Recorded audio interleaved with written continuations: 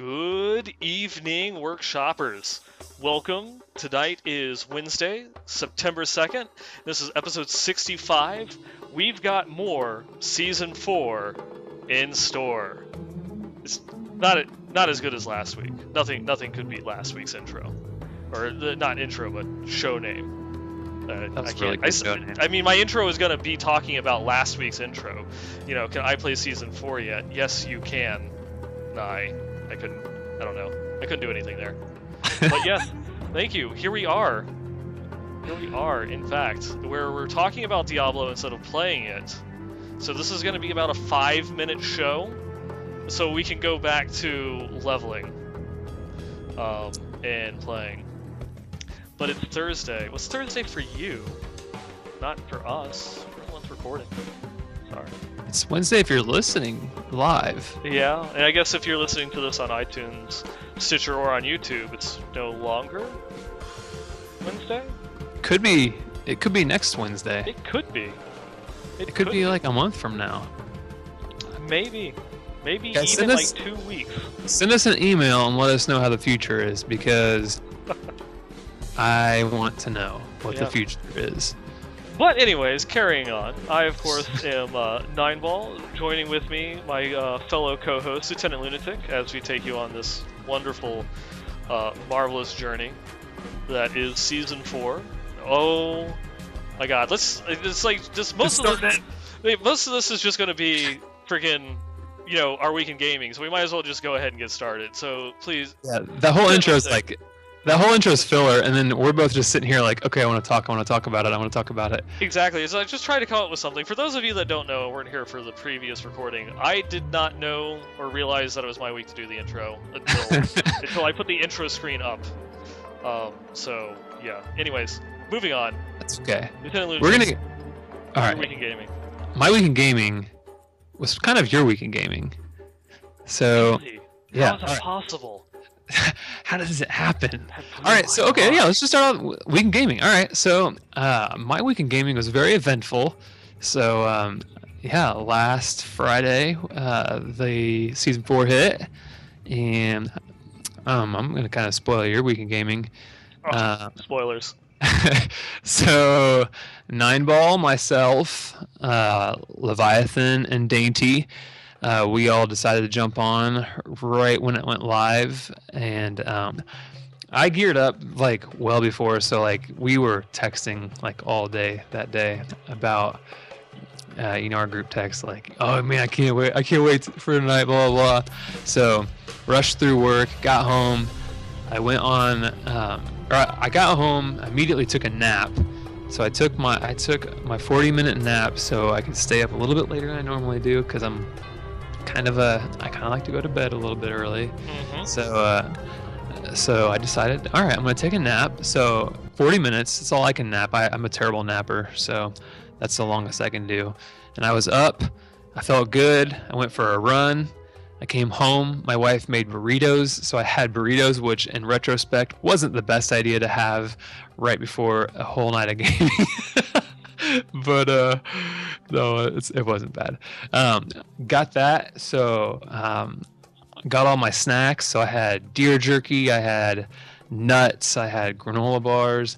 I ended up tweeting this out, but I got my whole coffee pot and decided to put my coffee pot right on the table, right on the desk beside me, and I just had coffee just feed me. I do want to say his deer jerky is now like legendary.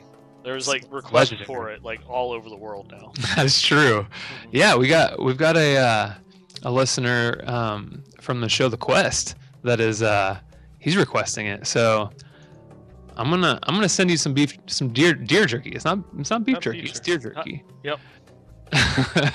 So yeah, so got all that stuff together. Started right on time. Right when it started, I rolled my barb. We ended up leveling just under 5 hours, I believe, wasn't it? Yeah, well, it was like 4 hours and 50 minutes from 1 to 70. Yeah, so we were like trekking through, and we started out, and I was like, okay, I remember it going this fast last time, and it ends up slowing down greatly once you hit around 50, 55, 60, and it slows down quite a bit. But like I kept expecting it to slow down, and I never felt like it really slowed down. And No. and by got to like I don't even know what time it was. It was like midnight or something like that, and we were almost done. I was like, holy cow, man! Like we're like cranking through this. And so we hit 70 just under 5 hours, and I actually continued to play after that. So I was pretty proud of myself. So last season, like when everybody hit, I was like, I don't even know if I said goodnight. I just like logged off and like Just went to bed. 70 dead. 70.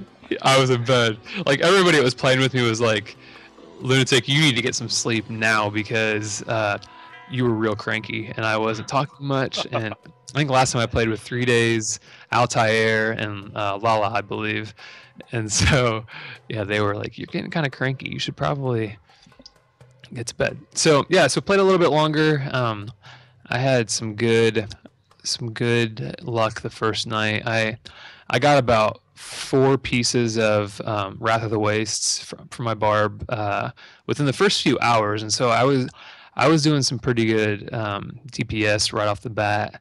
I ended up crashing, going to bed, and then by next morning, within about the next hour or two, I had my 6-piece running. So that very first, like right early in the morning, we were just running T7, T8 with our group, running riffs. We were doing greater riffs, trying to get some gems, get a few leveled, running all the puzzle rings that we found, all the bovine, bardish. I can never say those. Don't ask me. Yeah, I think we say it differently every time. Yeah, not even going to attempt in there on that No, one. no. The cow stick. Yeah. It's the cow stick. The cow stick. Yeah, the cow stick. So that would be like a lot of people were talking about like what the best way to level is, and that by far is the best way to gear up and level is playing with a group, because like once we hit 70, we like threw in those puzzle rings. And like when you're playing with 4 people, you have a higher chance to get all of those items. There's 4 people playing, and you can like run.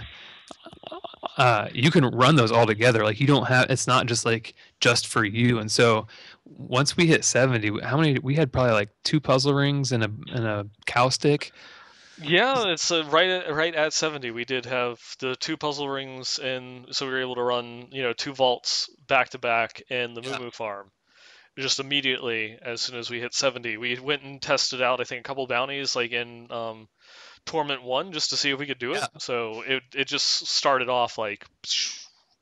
And that and if you have a puzzle ring, and you're not 70 yet, do not salvage that sucker, because like I mean, right off the bat, like we had no gold problems, like just even starting out, because we ran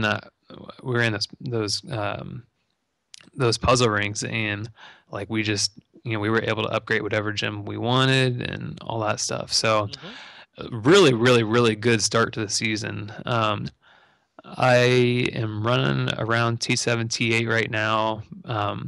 Like if I'm soloing, so probably about T7 by myself, T8 with a group. I don't know if I could do T9 yet. Maybe getting there. If you go and you party with Lala, anyone can do Torment 10. That's true. Throwing it out there.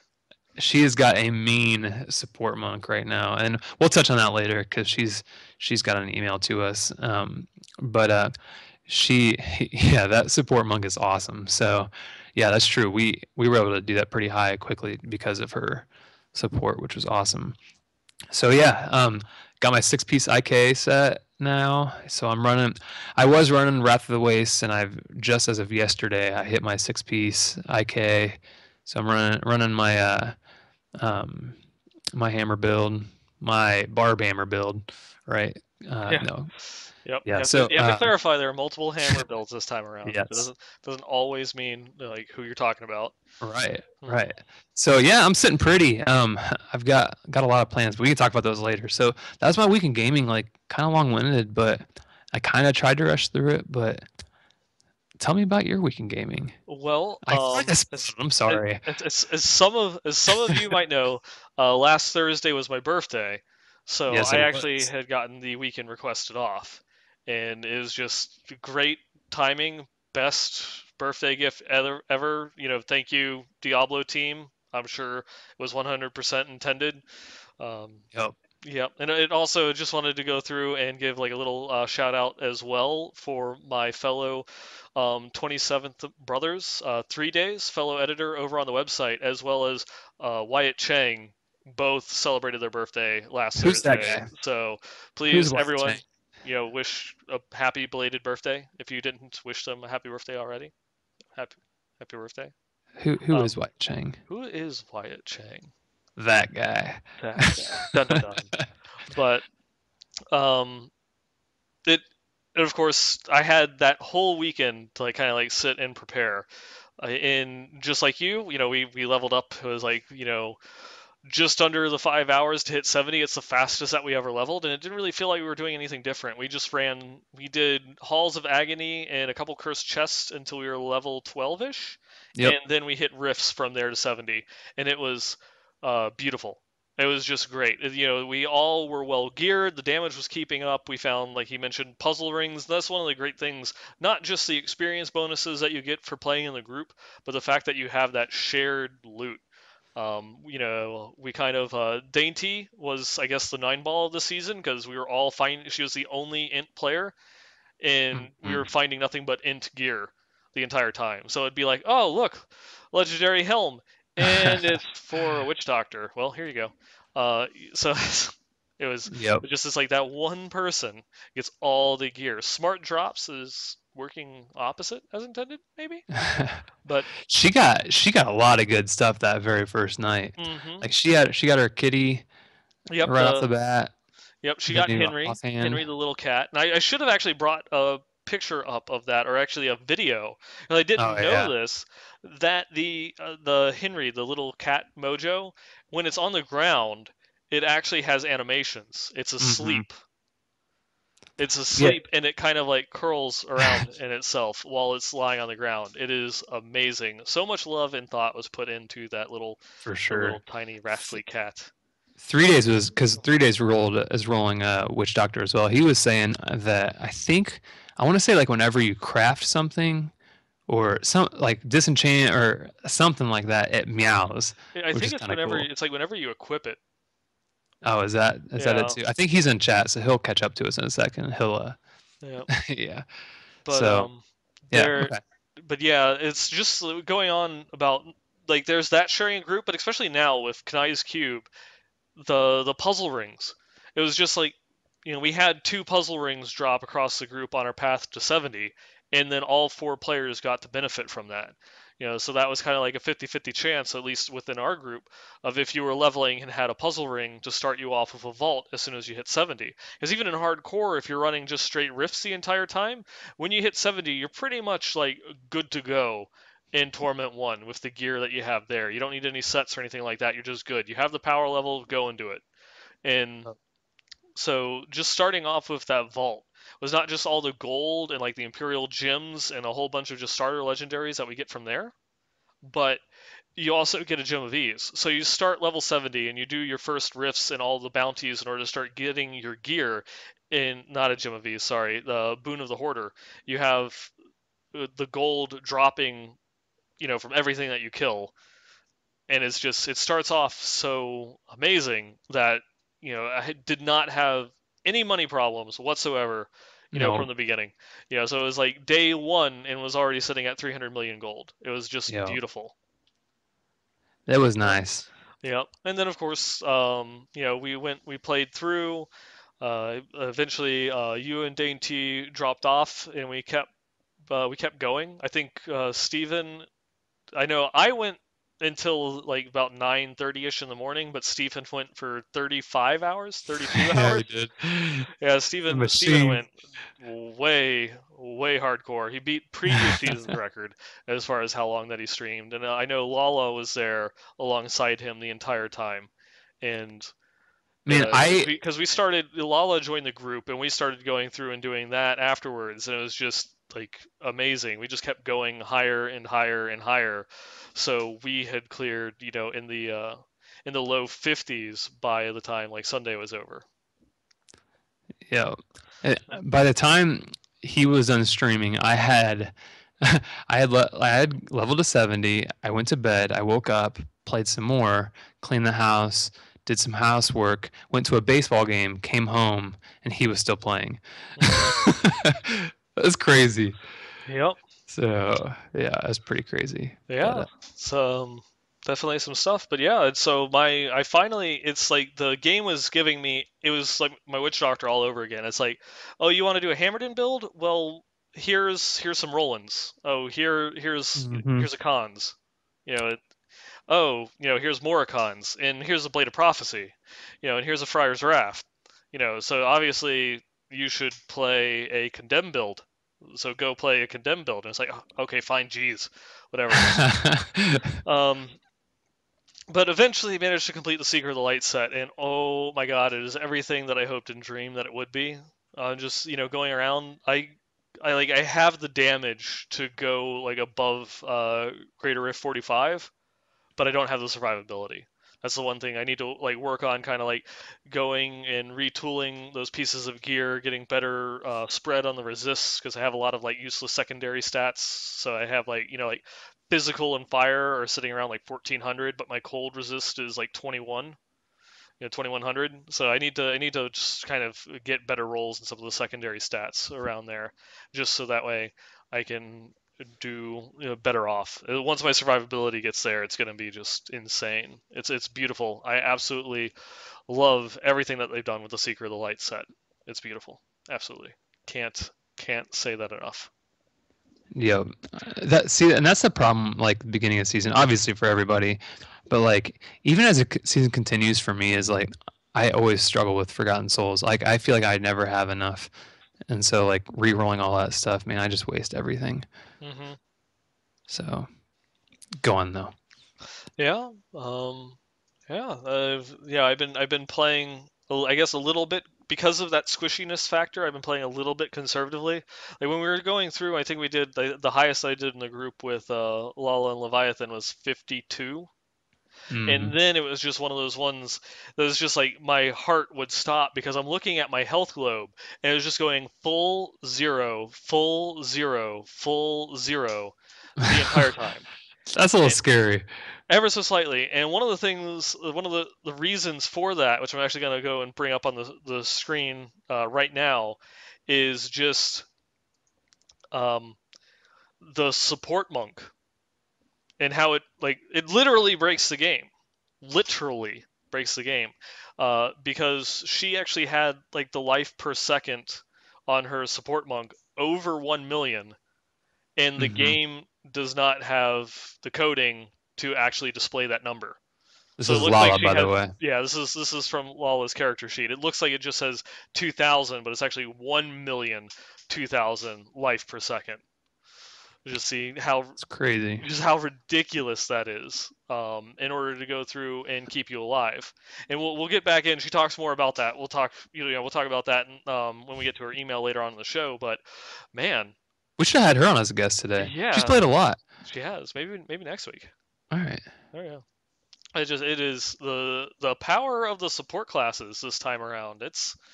They might have nerfed CC, but god damn, it's damn It's pretty crazy. ever so slightly, just a little bit. Yeah. Hmm. So that, we've played a lot, Just but just a like the little. thing is, I feel like I haven't played, and that this is the nerd in me, and this is like where someone might say, "Well, get a life," but I don't feel like I've played enough. Need to play more.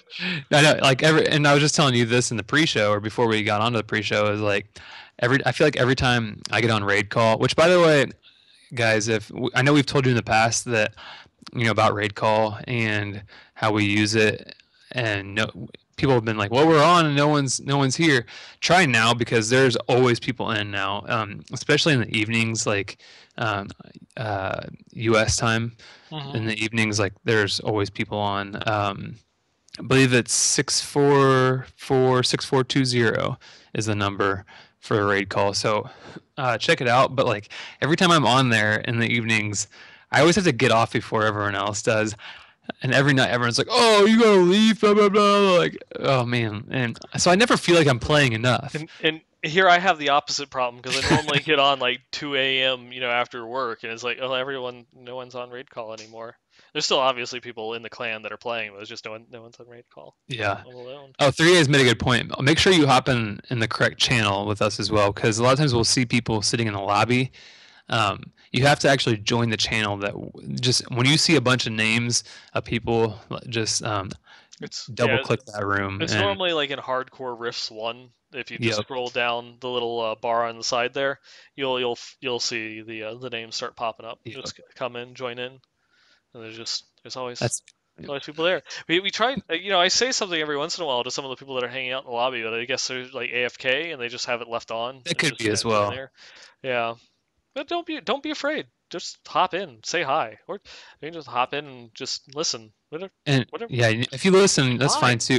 But we might not notice that you're in there until you say something because Mhm. no one usually has the window open and they have it in the background and it's running. So if you're there waiting for us to say hi to you, we probably won't. So Oh, dang it. yeah.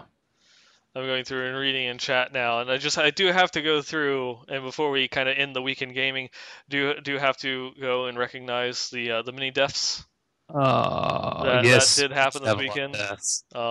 Leviathan, sorry, Steven, very sorry.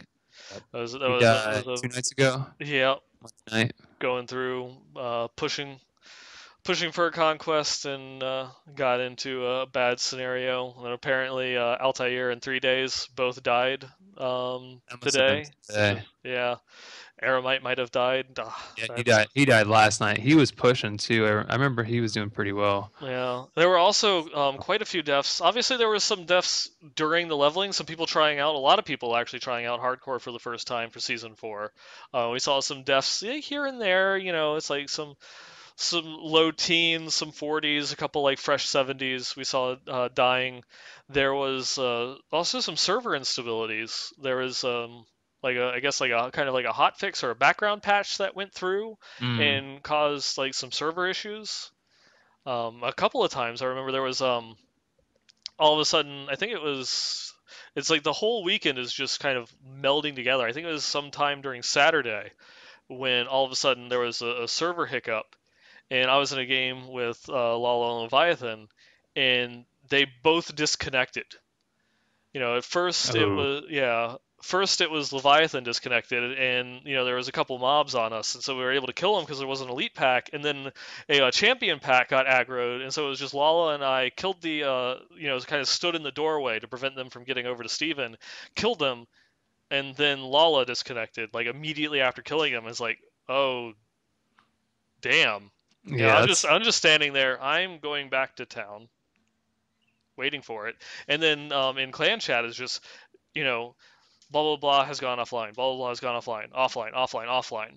And there was only like one death that came from that, but I heard a lot of other stories of people dying. And then there's also like the servers were shut down briefly because of like one of those like connection issues, and it ended up being they added tools in the background to better troubleshoot bugs. which I think is Um, awesome. Yeah, which unfortunately also caused more issues and forced them to take down the server. So it's one of those, like we caused bugs by fixing them. And if you've ever worked with a computer, you know exactly. It's like it's not a surprise. It's like I should have expected it. Yep. Yeah. Um. So, we're not making a very good case for hardcore right now. Yeah. Yeah. Unfortunately, though, it is fun. It is fun. I will not deny that. In the vast majority of deaths, disconnects are going to be the fewest number of deaths, or like the least cause for your deaths. As long as you're going to be pushing forward in content. If you always like try to stay safe, like playing a torment level below what you know you can do, then yeah, if you're not really risking, then you probably will have a lot of disconnect deaths. But if you're actually like actively pushing, trying to get that higher greater rift, I want that extra level on that gym. I want to compete on the leaderboards, that type of play, then yeah, you're gonna get into bad situations and die. Yep. It's Uh, just the nature of playing hardcore. yeah, I think once you like come to terms with that, it makes it a lot easier. And at this point, like I know it's seasons and non-seasons, but like I have like so many characters that like it doesn't kill me that much because there's so many other outlets to play, and so um, I don't know. Yeah, it's not for everybody, but I know that's a conversation for another time. Yeah, and there's speaking of bugs, there was a email that we did get from Lala that was just kind of like a public service announcement. So apparently Oh yeah. there was someone in clan that died, and like the cause of their death was arcane sentry, even though they're wearing the Countess Julia's. So they weren't wearing it; they had it cubed. So in their cube was the amulet that prevented all arcane damage, and yet the cause of death in their character profile was arcane sentry. Hmm. So it's one of those. It's like, did they die to a tick while they also were being hit by the arcane sanctuary, or not the arcane sanctuary, the arcane sentry? Even though that tick was hitting for 0 damage, just the way that the timestamp was working, and that's what it registered as. Because I've had weird things like that happen to me, where it will say cause of death unknown, because Yeah, I died due to, but I like a was white mob. standing in like like one of the poison clouds from the little plant bulbs that the tree wraiths send out. If you stand in one of those and die, it will always come up as like cause of death unknown. Hmm. So I'm not sure. Oh, that Yeah, was it's 3 days interesting. death. Okay, so that was 3 days. Yeah. Yeah, she didn't actually say who it was. She just sent in a picture of the profile with, Hmm. with the name cropped off. So I didn't know who it was that died. Sorry, sorry, 3 days for pointing out your death again, Again, again. you So died. yeah, it's an interesting bug. Yeah. So I don't know if that's an actual bug or if that's just like a reportings issue of how the game records the information. That's something I would definitely feed over to the bug forums or send over to customer service, see if they can go and look into that, because that's a big An issue. deal. I guess it's something that you can easily test by just losing a little bit of health and standing an arcane beam. Is it healing you or is it killing you? Hmm. Yeah. Yep. That was a pretty good transition in the news, though. Oh, was it? You like that? Yeah, Did you like that because we segue? went from weekend to gaming into you know talking Yeah. about the server shutdown Yeah. and connection issues. They Good, would never have good job. even known that we transition I points did. on the show I, notes had you not pointed it out. you're Thank you welcome, very much. guys. We're in the news section now. There we go. Did you see that? I bet you didn't. Now Um, you guys know. Follow along. God, ruiner, you ruined it. I did. I ruined it. Yep. So yeah. So that's a big piece of news though. Yeah. So Um, I mean, beyond just like, oh my God, season 4 is here. What are you doing? What am I doing? What are you wearing? Type thing. That could get into a weird conversation. no Um, pants. yeah. I'm not Thank wearing you. pants. Thank you. I'm picturing that now. Anyways, but Yep. it's there was the Reddit Q&A is probably like the biggest thing that just like kind of is all that's the news for this week. That Yeah. is what we're this is probably going to be like the meat and bones of the episode here.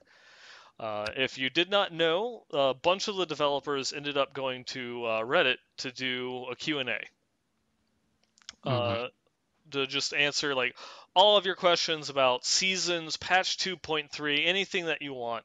Um, it had John Yang, Wyatt Chang, Roger Houston, Kevin Martins. Dang it! There was even some of the writers: Brian Shimmerilla. Kindergan, Travis Day, Matthew Berger. There's a whole bunch of people, artists, story designer, or yeah, I'll start over. So you had designers, writers, artists, lead designers, all other people, in there going and answering questions and just kind of hitting, here and there. And there's just so much great info that we Oh got my there. gosh. like I never expected this much stuff to come out of a Q&A. Mm-hmm. And and they said that the Q&A was about patch 2.3, But it wasn't. but it wasn't. It was There not. were some things regarding Mm-hmm. 2.3, but there's a lot of forward-looking stuff, Mm-hmm. including mentions of 2.4. Yes, which is one of those it's like right on the kind of like the crest of season 4 and patch 2.3, and they're already going through and talking about 2.4. I mean, it's going through and saying stuff like, oh, what is it? The one of the big questions they were asked is like Shadow's Mantle, Might of Earth, Jade Harvester, Akon's Invokers, Marauders, some of these like Invokers, which is just needs a rework to begin with, to other ones like Jade Harvester, Akon's Marauders that have just been, kind of like left out of the limelight for so long because all the other sets have been buffed, and it's like going through and playing on Holodescence Demon Hunter, and you look back 2 seasons and like you have like the little Marauder Demon Hunter, your non-seasonal character that rolled over just sitting there crying because no one plays with M6 anymore. It's just what was once like the most powerful, overpowered build that everyone complained about. It now like it struggles to compete with anything really. Mm-hmm. And so they're going to go back and they're going to take a look at a bunch of those sets and kind of retune them to bring them more on the power level that you'd see with Natalia's Unhallowed Essence, things of that nature, as well as uh oh. Uh-oh. So, basically, I'll take over here. So, I mean, regarding the sets, that was like just one like little portion of it. There was so much information, and I'm actually going to link Hot Streak over at Blizz Pro, our fellow Diablo writer. He wrote up a really good article, just kind of summarizing some of the really important points to it. Um, and so a lot of them, and I don't know how like much detail we want to get into each one of these, but I think it'd be worth kind of talking about some of these that we thought were most interesting, and then if we want to, like next week, if there's not much to talk about, maybe we'll go into more detail about some of these. Um, are you muted or unmuted? I am now unmuted. I am here now. He lives. I live. He I was lives. waiting for you to finish. I was being polite. Oh, thanks. Yep. But So I don't know. What do you think about that? yeah, I mean, we can definitely do that because there's so many There's responses. so much. Yeah, I mean, I think Hot did a really great He job at hitting did. some of the the core, like the really big points. Um, it's like they address some things like the between solo play, group play. Spoilers, group play kind of has to have a precedence over solo play, so they're always going to be kind of like that disparity between them, though they hope to close the gap. So Yep. that it's not as big. There's another one that commonly comes up that I actually liked, the gyms. Why is it that with all the changes, everything that's gone through, you've added new character skills, new sets, reworked legendaries, all this other types of stuff. You've redone like everything in the game except one, and that's emeralds. But So, yep, it's like still. It's like that's one go-to thing. It's like go through, hit 70, put a socket in your weapon, throw an emerald in there, and then that's it. You forget about it mm-hmm. forever, unless you're throwing a gem of ease to level a new character from 1 to 70. You know, and it's just it is what it is. It's like one of the best ones out there, and Yep. it's just like going through and like thinking of some things that they could do in order to like change it, because stuff like diamonds and rubies, which are just flat damage or damage percentage against elites, is there's no correct answer there, or there's no like correct way to kind of answer that from a design standpoint, because that's just math. One of these is going to be better than the others, and that's going to be the one that everyone will go to, and the other two will be useless. Mm-hmm. That's it. They do think that maybe buffing Amethyst, because it's a DPS versus survivability question, that could be interesting, of making the Amethyst better at what they do, because it's not just a pure mathematic equation about which one is better. You actually have to make a decision. Do I want more survivability versus being able to kill things faster? And the last thing that they added is there actually are plans for topazes, specifically around the Invoker's redesign coming in 2.4. So it's like thorns. It's happening. It's happening. Yeah, man, Topaz is just always takes me back to Diablo 2. Like Topaz, perfect topazes were like the thing to have, especially in your helmet, 'cause all that magic find. Oh man, I miss that. Hmm.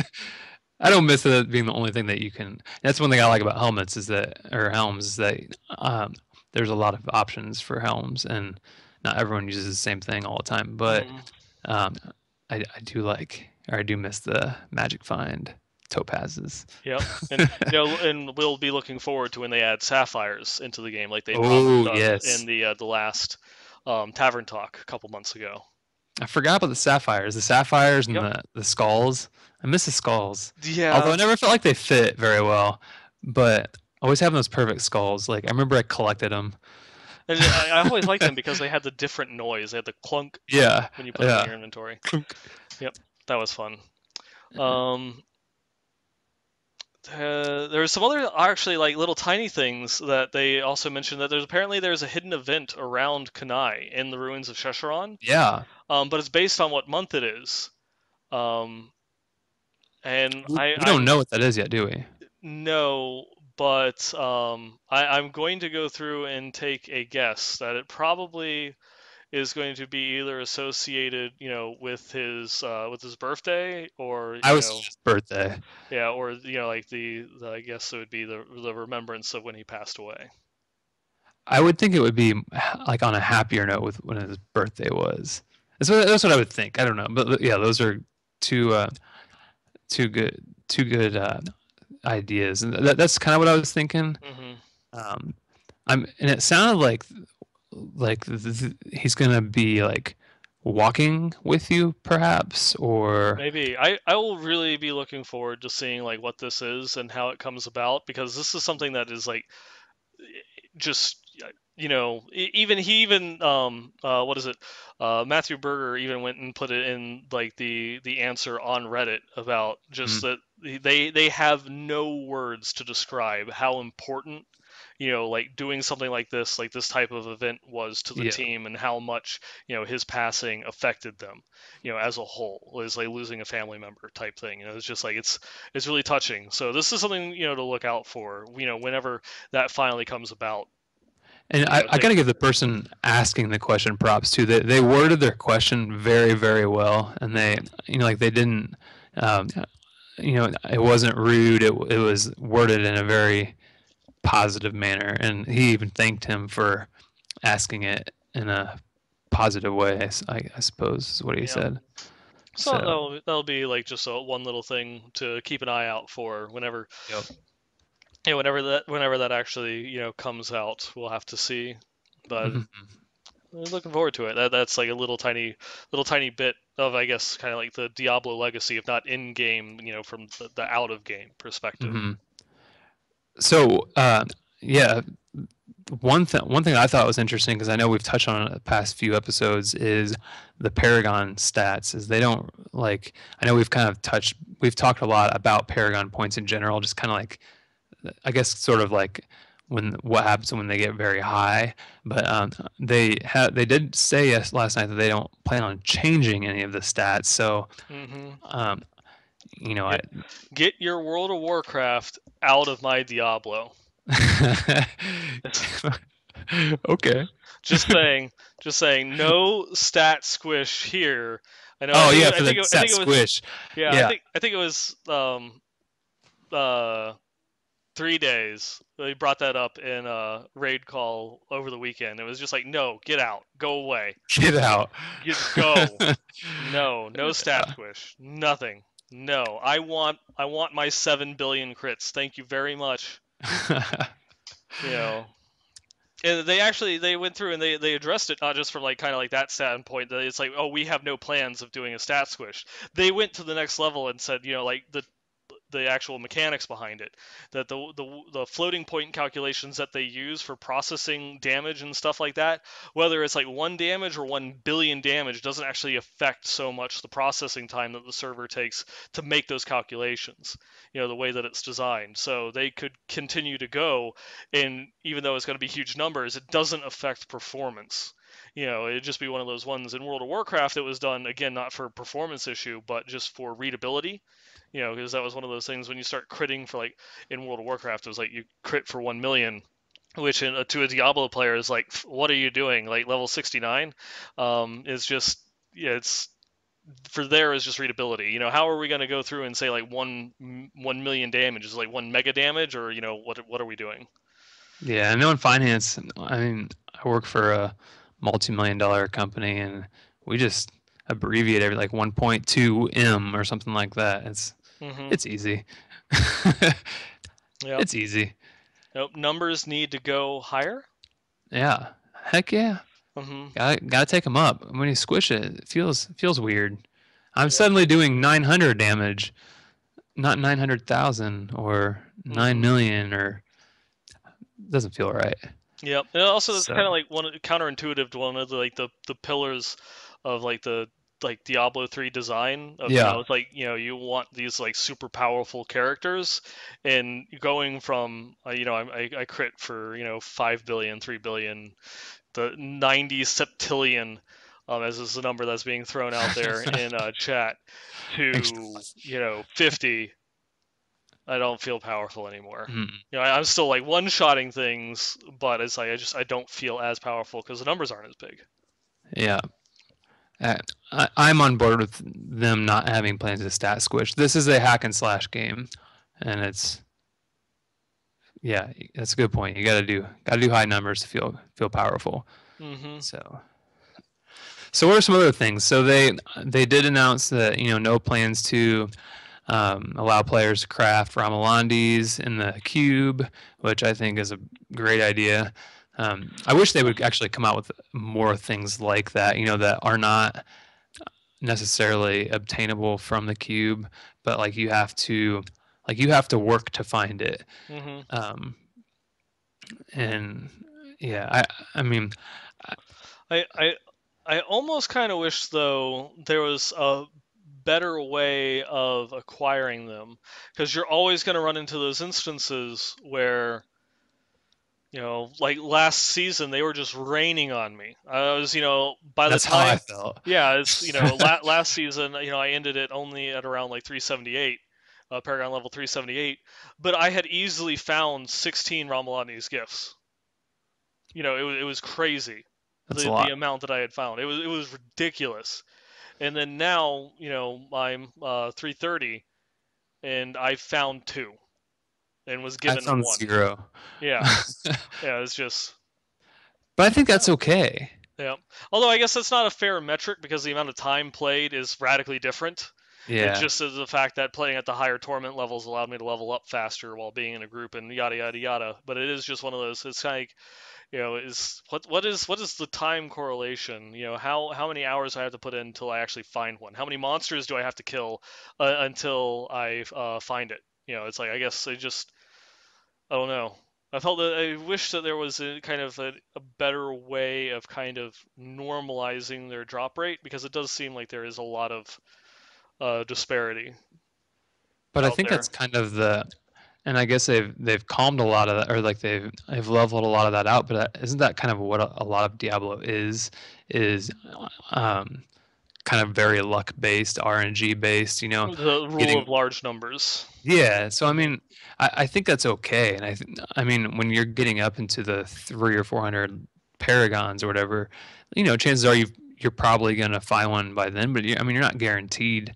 But I don't know. I mean, that's the thrill of the hunt, though. Like if we're given other means to get all these things, where I'm saying if I do this certain thing, um, and if I do it in this amount of time or this many times, then I'm guaranteed this item.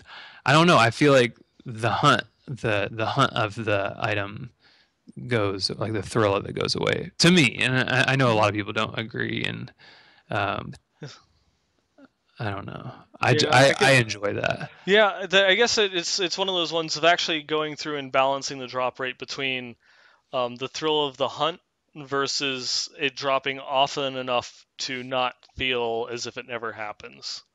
Because it's when, especially in the beginning of the season, when you find one of those, you're like, awesome.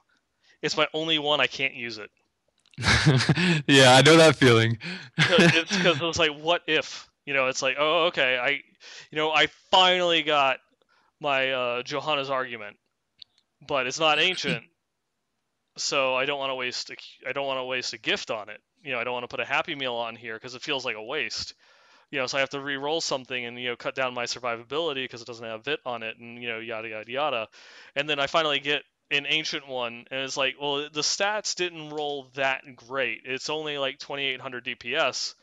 Do I really want to throw a gift in here? Because it's my only one, and it was given to me by Hmm. someone else. I haven't even found one, so it's like, I don't know. But are those questions like, should those questions not, are you saying they shouldn't, like we shouldn't have those questions? Like we I should be able to say, I have this weapon, I should be able to keep it when or gift it when I want to? I guess it would just be. I guess it was one of those ones where it should be like maybe a little bit more common. I know the developers are happy with where it is right now, but it is one of those. It's just like you feel as if you can't use your gift until you found a second one because, oh, okay, I have two now, so I can use this one and I have a backup in case like that really good weapon drops. And then Yeah. it goes on and it's like, oh, okay, and now I have a third one, so now I can wait for that really really good weapon. Or if you want to change builds, it's like if I want to go and do one of Hmm. the speed farming like condemn sets, it's like, well, I kind of have to go and throw that onto like a Blade of Prophecy or something like that. So now I have to save up and hopefully find another one for like my offset build, or if I want to play a different class. And it's like all those things kind of combining on together. If you play just one character and one build, it's likely will not be an issue because you won't get that many upgrades as you go on. And then when the Ramalani Ding Dongs start dropping, it could give you a little bit more incentive to experiment in that respect. I'm kind of just going on a train of thought and thinking to myself now. Hmm. But No, yeah, yeah, no, I see your point. I definitely do, yeah. and I It, understand. Like, I guess it also just, I guess to summarize my point is the developers have put so many other ways of tackling the gear and kind of the RNG game, and just having different ways of gaming the system, you know um, and there were certain things like the Rabalodnes, the follower tokens that you had no way of having a different venue to get it. Like they added Kadala, so now you can kind of target farm just a little bit, and specifically it's like I really want that furnace, so I'm just going to go through two-handers, of Kadala, and then now I can cube two-handed maces and narrow that in and zero it in even further to trying to go through and get that furnace while I'm still playing and killing things, and every mob I kill is another chance at it. So now I have like these three levels of RNG that I'm cycling through to try and get me this item that I'm going for. And even with the follower tokens now with Kanai's cube, I actually have some way that I can try and target farm that so I can get the immunity relic to run unity builds to push higher levels in solo. hmm. But the Happy Meals are still the last thing that I am 100% dependent upon randomness and pure luck killing monsters in order to get, and I have no other way of attempting to get it. I see your point. I Yeah. do. I still am on the other end though, and say I, you know, I wish there would be more things in the game to make us hunt and say this is the only way you're gonna find it is if you play the game, and you know Hmm. that's the only way. I see both sides, um, and like if you're a more casual player, there's a good chance that you may never find one, and Yeah. so um, I see how that could be frustrating for a lot of people, but I don't think the intention of the Ramalandis was at the beginning. I don't think the intention was for everybody to have that, and I know that's not quite their train of thought on the things that that are in Diablo because I know they want it accessible to everybody. Hmm. Um, but I don't know. Yeah, I like that there are super rare items in the game, and that I wish there were more. I do. That's why I a lot of people have praised the Infernal Machine change, and Hmm. I actually don't like the change. So I'm probably one of the minority, like one of the very few people that doesn't like that change. Hmm. Just because I liked that in Diablo 2, the Ubers were like very very elite, and like very few people made it to that, and I don't know. I don't know. I'm one of the few. Yeah. So The few, the proud, the the lunatics. Marines. Interesting thoughts though. I see. I definitely see both sides. So Yeah. Um, what were some other so things? There was, obviously, I had to bring it up, even though I'm playing Crusader this season, still Demon Hunter player at heart. Shadow oh man, Mantle, it's happening. this is It's a big. This is the big the news. thing that has been asked for and requested since the game came out. Where is my melee Demon Hunter? And the answer is 2.4. That is where your melee Demon Hunter end is, and it's just like, ah.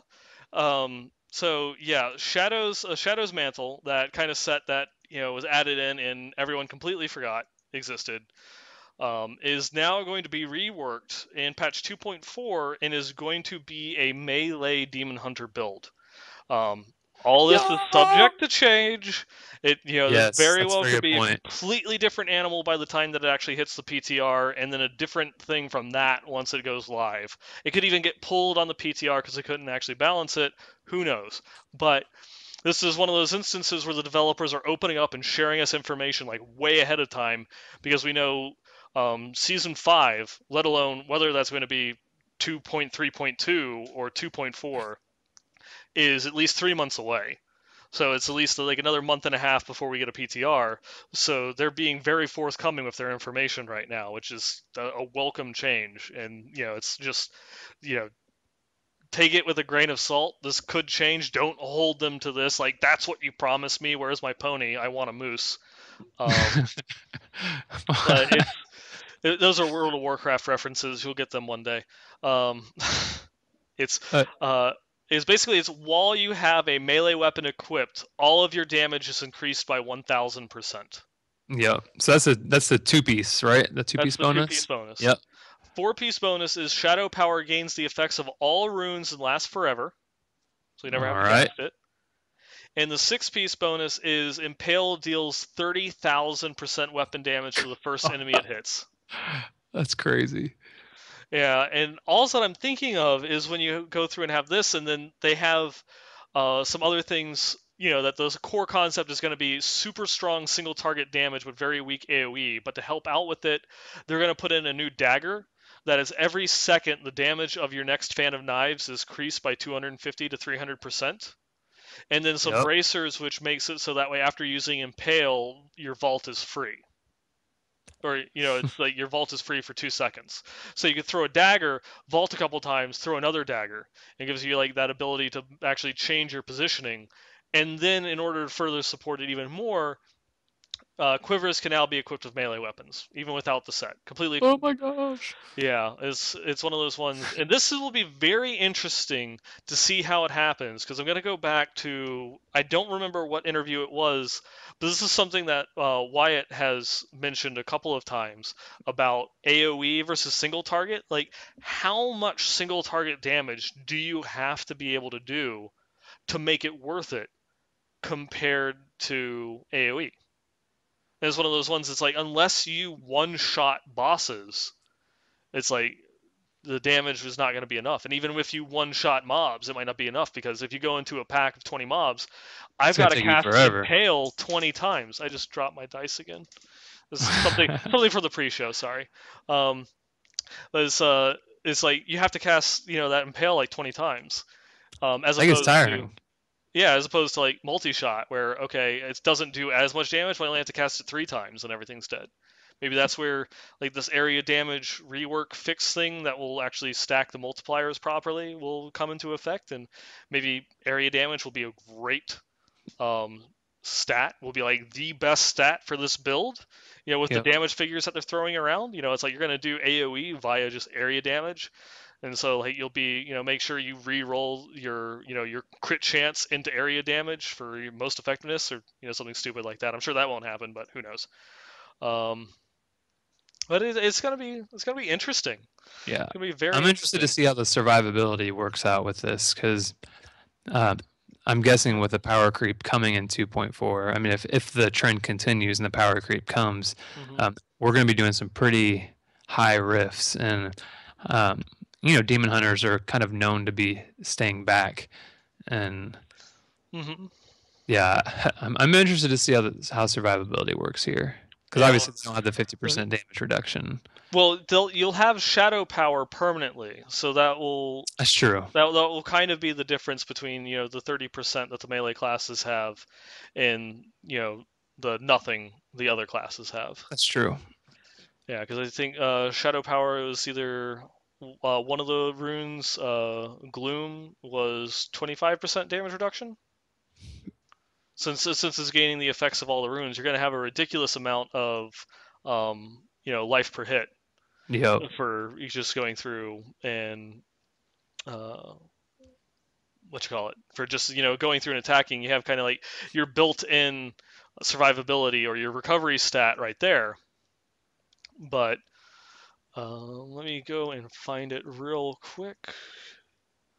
What is it? Yeah, so it's reduced damage by 35% while Shadow Power is active. So you're going to be walking around with a permanent 35% damage reduction that will kind of put you on par with the melee classes at that point. So you won't be as squishy. And then Hmm. a permanent 30% movement increase increases your life per hit, and then also slows the movement speed of all enemies within 30 yards by 80%. So that'll be something interesting. Man, so I think this kind of, do you think this kind of rules out the I mean, I know a lot of people were wondering if maybe assassin would be the next class. I would say that this probably rules out that option for the next Yeah, class in expansion. yeah, because this will kind of be you could now be able to build an assassin with the demon Yeah, hunter, this 'cause you got your quick traps character and that kind of just everything. like instantly teleports from location to location as you're vaulting around, throwing daggers at things. And I mean, just heck, it's all of your damage is increased by 1,000%. So why not just throw like the melee attack back on your bar? And it's like you could equip grenades or you could equip bolas if you really wanted to with a melee Yep. weapon, but hell, I'm just gonna do basic attack. Yeah, I do 1,000% weapon damage with my basic attack. Yep. Hmm. I'm excited. I'm excited to play that. And um, John and Wyatt, if you guys need testers, you have two demon hunters sitting right here. So Yep, yep. Be waiting for the internal testing. Had to get we will through. be happy to test out for you Yeah, yeah, and not tell anybody. yeah. Promise. Pinky, Promise. pinky swear. Um, So what else we got? So I mean, there's there were some other things that they talked about. I mean, just like there's so much stuff that there they is. mentioned about like just kind of like little hints, like oh, not now, but in 2.4. Not now, but in 2.4. Yep.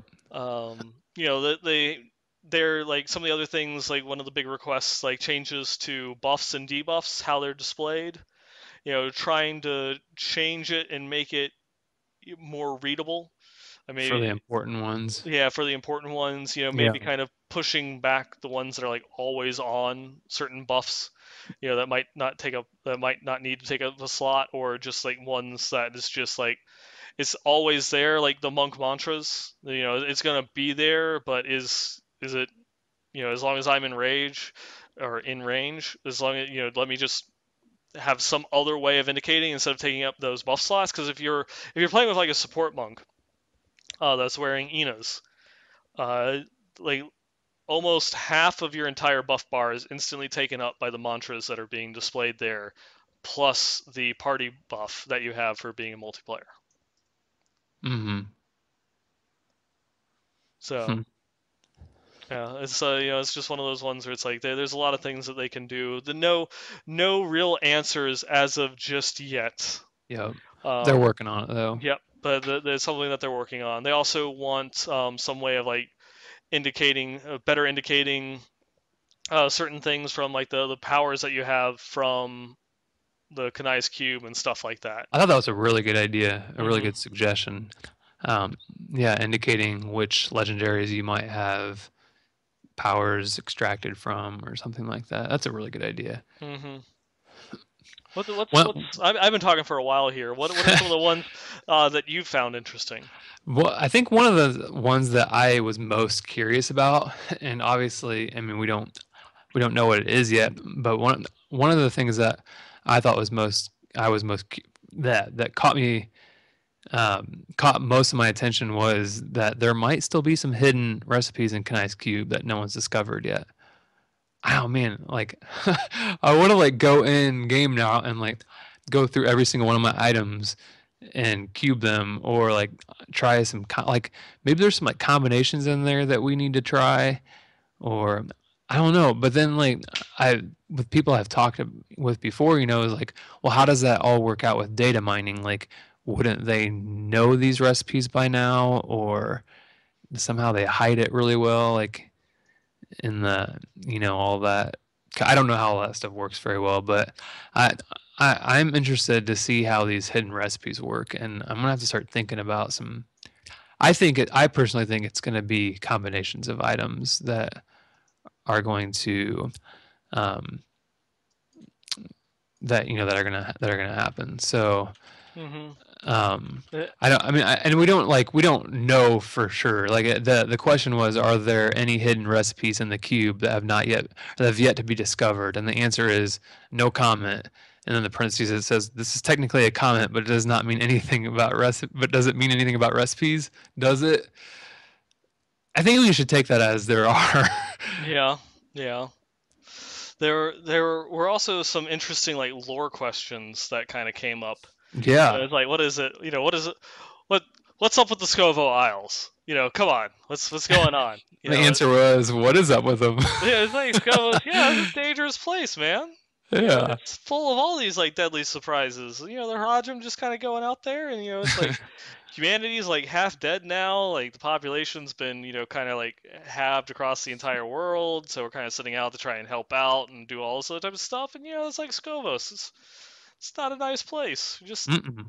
Lorath and Tyrael just happen to be talking about it. It's like all they needed to do is just put a winky face right there, at the end of that comment, and just say like, okay, so is this Something's happening? there. So is this, it's like, is this actually gonna happen? Uh, So this is a legit lore question. uh-huh. Who lives in the Scovos Isles? I forget. The Amazons. Amazons. All right. Hmm. All right. I've been there. I just don't remember who was there. Yeah, I yeah. used to, yeah. I visited. So yeah, that's one of those ones. We were talking about that on the episode of Monstrous. Big fan favorite for where future content might lie, whether it be a new zone and a new patch, or if we might actually get like an act, like a mini act in between expansions, or we might get an expansion. Who knows? Yeah. Some Fingers interesting stuff going crossed. on there. Hmm. So I think What? what's that? Well, I was just gonna say one more little lore thing that got thrown out there is someone asked about like what's up with Leoric and his family. It's like Leoric got possessed, both his sons got possessed, his granddaughter got possessed. What is going on here? It's like he said, and the question also asked, are there other family members that Leoric has that might be out there? And it's like, Brian went through and responded as like, as to the other family members waiting in the wings, that's an interesting idea. And it's just like, oh god damn it, why are you doing this?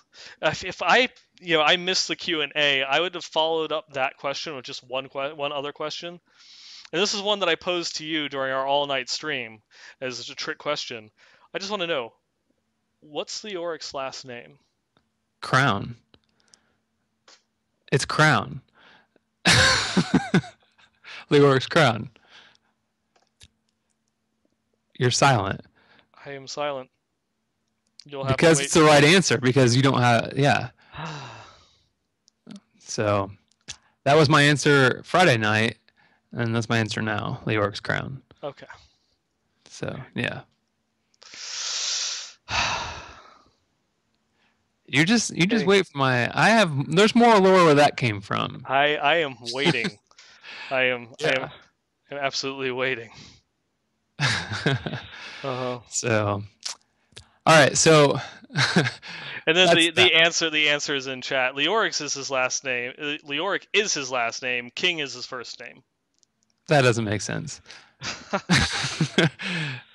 That doesn't make uh, sense. All right, yeah. so is that we have more lore to cover later though too. We do.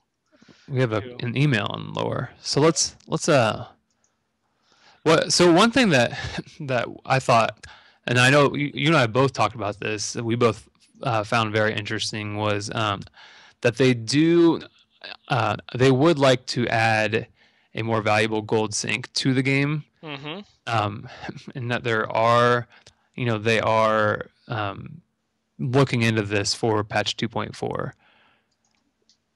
And I know a lot of people have been, um, have thought about or have complained about this because, and we just talked about it earlier, that, you know, when we when we hit 70, like we immediately threw our puzzle rings in and we had, 300 million gold right there. So I know a lot of people have been, asking for this, for these things or for more gold sinks in the game. Um, I mean, what could it be? Mm-hmm. So, yeah, this was one of those ones that kind of trained from a question: are there any plans for a gold sync? I'm 20 hours into season 4, and I have 60 million gold. Yep, Like 600. it's yeah, or sorry, yeah, 600 million gold. It is worthless. Gold is worthless now at this point. There's not really anything that he's going to be able to do unless he's trying to re-roll like a specific skill like on a quiver or Hmm. something like that that might possibly put a small dent into that 600 million mark. But I always run out of Forgotten Souls before that. Yeah, and it's kind of got it spawned like a series of replies, which is like um, Travis responded that they want gold to be a more valuable resource to players, and that there's some designs in the work for the next patch. And then Wyatt kind of came in and said, this is a tricky thing. We don't want to add a gold sink that causes people to feel like they need to drop everything and just farm nothing but gold. Hmm. But that a good gold sink will just pull gold from the economy without making you feel like you have to completely change your play style, and that you have to, well, there's this gold sink, so I'm gonna like mass up, my 1 billion gold, 1 billion, never mind, and then spend it all, and then go and farm it all back up. But something that might just kind of like pull gold from you, almost like it's like passively, or just something that you do in between rifts. Like what is it? What could it be? Because they are just hinting at it, but not giving us any details. There's something in the works, and it's not going to be. They also addressed like some other questions like stash space and other crap like that, ages ago, where they constantly ask, it's like, oh, why don't you just put more stash space in as a gold sink, or why don't you just do something with crafting as a gold sink? And it's just like No. those are temporary. Like Yeah. even if you make a stash space cost 1 billion gold, eventually you're gonna farm up the 1 billion, spend it that one time, and then farm up 1 billion more. Again. Yep. Yep, and it's like a temporary one-time thing that you just save up for this goal and then you're done. And even with crafting, it's just like Death's Breaths. Right now, everyone is just clamoring for them because you're trying to cube all of your powers. You're trying to get enough Death's Breaths so you can like reroll legendaries, reroll set pieces, reforge them, so you can get yourself fully kitted out, and eventually it's going to be like, well, I have I have 1,000 death breaths sitting in my stash, so I don't actually pick them up anymore. It's like it's a temporary thing that like this new crafting system through the cube made death breaths relevant for now. By the end of the season, they won't be.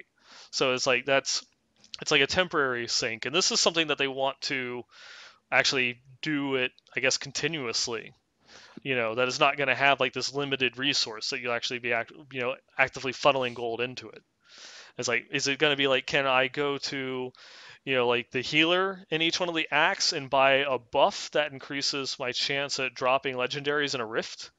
Is it something that I can like go and buy some sort of elixir or potion, like a one-time use buff to use, in a greater rift?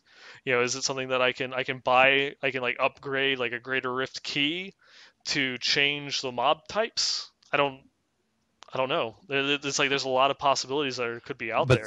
But what those would become things that they were that people are going to feel required to farm. Hmm. And I think that's one thing that they want to figure out how to balance is, how do we make this thing um, really enticing for everybody, but not make them feel required to farm. Like how can we make this something that you don't have to get, but it'll be super cool. Hmm. Um, my like I've always wanted, and I've mentioned it here before. Like I'm a collector. I would always think it's cool to like you know something simple like pets or something like that to spend our gold on. But like you said, like a lot of those things are temporary. How can we? Hmm. I buy the pet and then I just farm the gold back up and it's gone again. And Hmm. and I had the same problem. Yeah, it's like that type of stuff, kind of works for World of Warcraft. Like Diablo now has kind of moved its on to it's not so much about like your persistent character, but it's about your seasonal journey. Yeah. They Yeah. added in this whole new mechanic to entice people to go through and play seasons. Like, here is a set list of things for you to go through and do and accomplish. And if you really want to challenge yourself, there's this next step and then the next step. So it gives you something to do and like really focusing in on like that core mechanic of seasonal play of going and starting over and starting fresh and having a new set of challenges to do. That it's not so much about that persistence. Where in World of Warcraft, we'll just throw something new in. In Diablo, you also kind of have to consider that if we throw something new in, it then has to compete with all the gold that they have to spend on everything else. If I have to go into a season and buy like the pet every time or like that stash tab every Yeah. time, it kind of gets monotonous at that point. It's not really gonna work.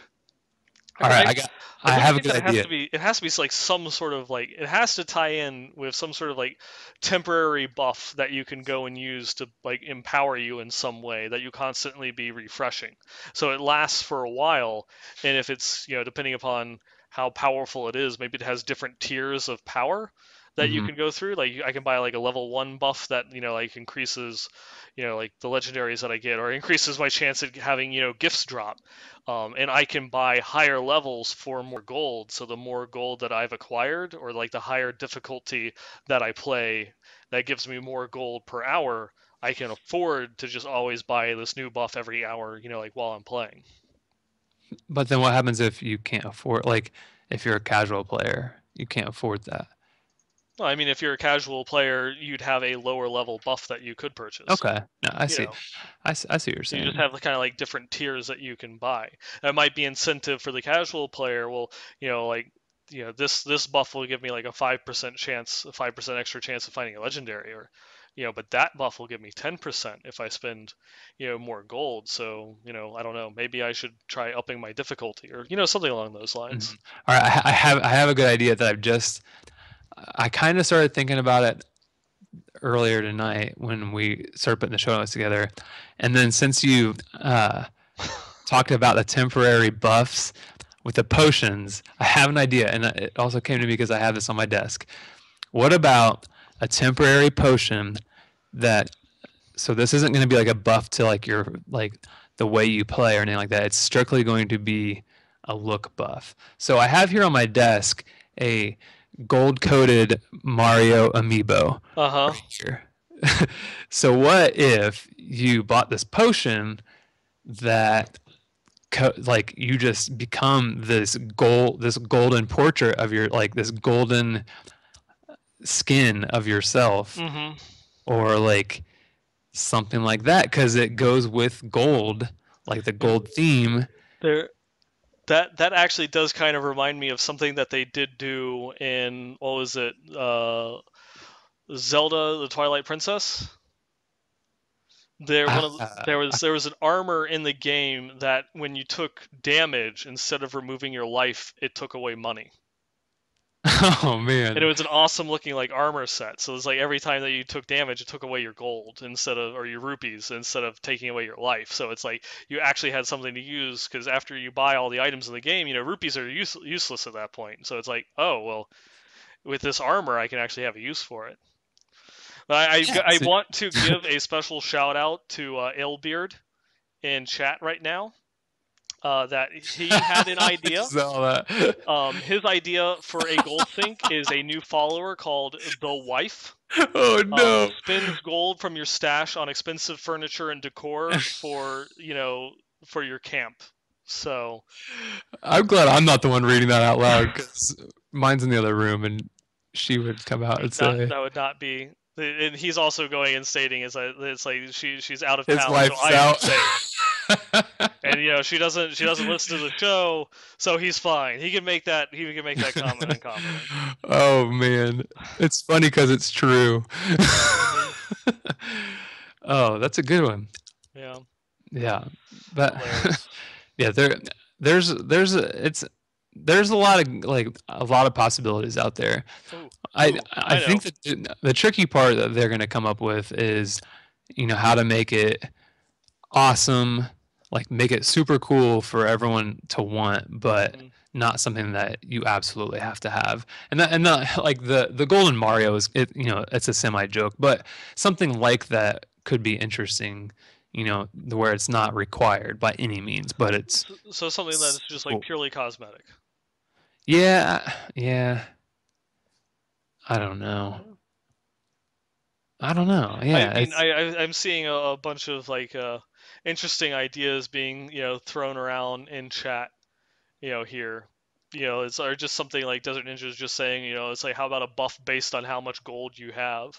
hey, This is something that it's like kind of like we do this from time to time where we ask, like what is your thoughts on like what is yeah. your speculation on like what this gold sink that's being worked on, that could possibly come to fruition in 2.4. What do you think? What are the different ideas that you and the community might have that you could throw at us that you I think think it'd be cool to do what that. type Like, what type of gold sink would you like? Not yeah. even like just speculation on what it could be. Like what would you pay gold for? It's like essentially, if it's a good gold sink, it's going to be taking money away from you all the time. What could you pay for from season beginning to season end, then just throw money at the entire season and be okay with? So I think we should ask people to email us or tweet us Hmm. and their answers and We can I read them think we here like next week's episode. talk about them next week. Yeah, Yeah, Westmarch Workshop at blizspro.com is our yeah. email. And also kind of like following on the speculation thing, there was one little sneaky bit that Wyatt kind of threw in there. That I son don't of a know. gun. I didn't see a lot of like really big conversation on, but it was one of the questions of that was asked. It's like, will there be builds that work without 6-piece sets in the future? I'm playing a Shenlong monk at the moment and it's glorious. I really think that this direction is something that you should take itemization in. Wyatt's response was is like right now there is a lot of priority in making sure that the multiple 6-piece sets are fun to play for every class. They're making great progress on this front, not to mention that supporting legendaries and Kanai's Cube allow for a fair amount of build variation and player creativity. That said, I am working on a little something for those who don't like 6-piece sets for 2.4 and then gives the goddamn winky face. So it's like one of those ones, it's like, come on. It's like, So he's working on something. you But he does go on and say no promises no yet. promises. Things very often get cut Yep. during development or Uh, internal testing. Cursed Realms, Devil's Hand. Some of those old things that were kind of just found in Hmm. files and then never mentioned ever PvP. again. Coming in 1.1. Coming in 1.1. Yeah. Still not lying to us. So Just he's waiting for working on a approval. little something for those who don't like 6-piece sets for Hmm. 2.4. And What? that is one of those ones that I wonder what it is. Because they kind of did something a little bit like that for 2.3 with one of the conquests, where you have to clear a Greater Rift 40 solo with no class sets. Yeah, there's a common theme here. Hmm. Man, Yeah. what options could there be outside of 6-piece sets?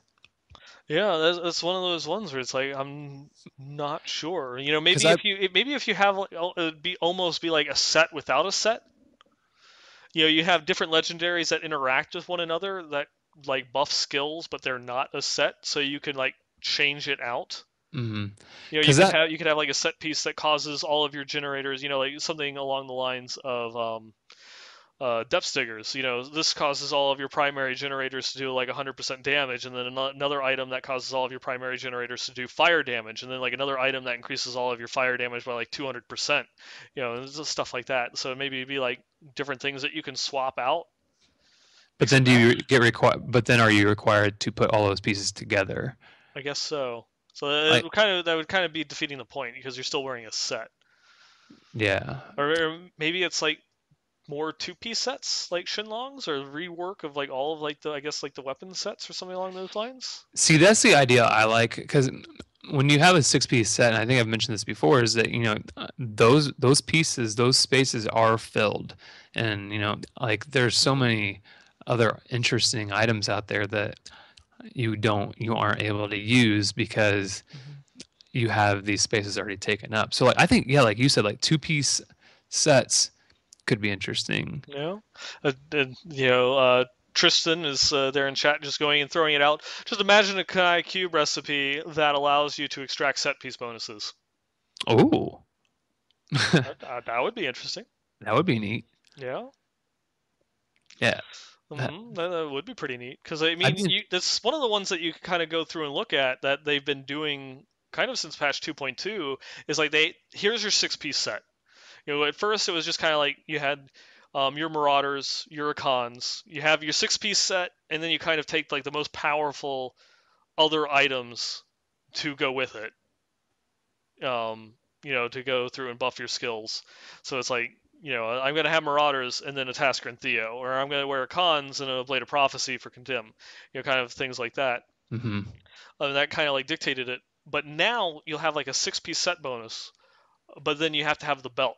You have to have the bracer. There might be a weapon to complement it, and then like one like off piece, like a helm, a glove, or a shoulder, or something that you would kind of like. I kind of want to wear that Ring of Royal Grandeur, just so I can equip this other thing to complement the set bonus. They kind of like dangle the carrots in front of you about how you might want to gear. And so it's very interesting. And there's a lot of other ones where they'll have like competing um, abilities in like the same slot, kind of like with the Hammerden. You you have like the belt that if you actually use Falling Sword defensively, you have the belt that makes it so it casts Judgment in the Debilitate rune. Or you could use the Blessed Halls, so that way every time you use Justice, it spawns a hammer. So there's a lot of different things that they've done with the six-piece set bonus, where it's like, you have your six-piece and then you have your complementary items, and maybe like more complementary items that you might want to equip based around different things. Like imagine something like Marauders. Just kind of like throwing it out there. Where the six-piece set bonus, it has the two-piece set bonus gives you all the pets. The four-piece set bonus kind of gives you the flavor of it, where your sentries start casting all of your hatred spenders, and then the six-piece set bonus gives you your damage. So it increases all the damage that you do for every sentry that you have, and so it kind of gives you kind of like a nice buff flavor, and then the actual throughput of the set is built into that six-piece set bonus. What if they come out with like a two-piece set or some other off pieces that you'd have to equip that kind of is like a alternative six-piece set bonus? Oh.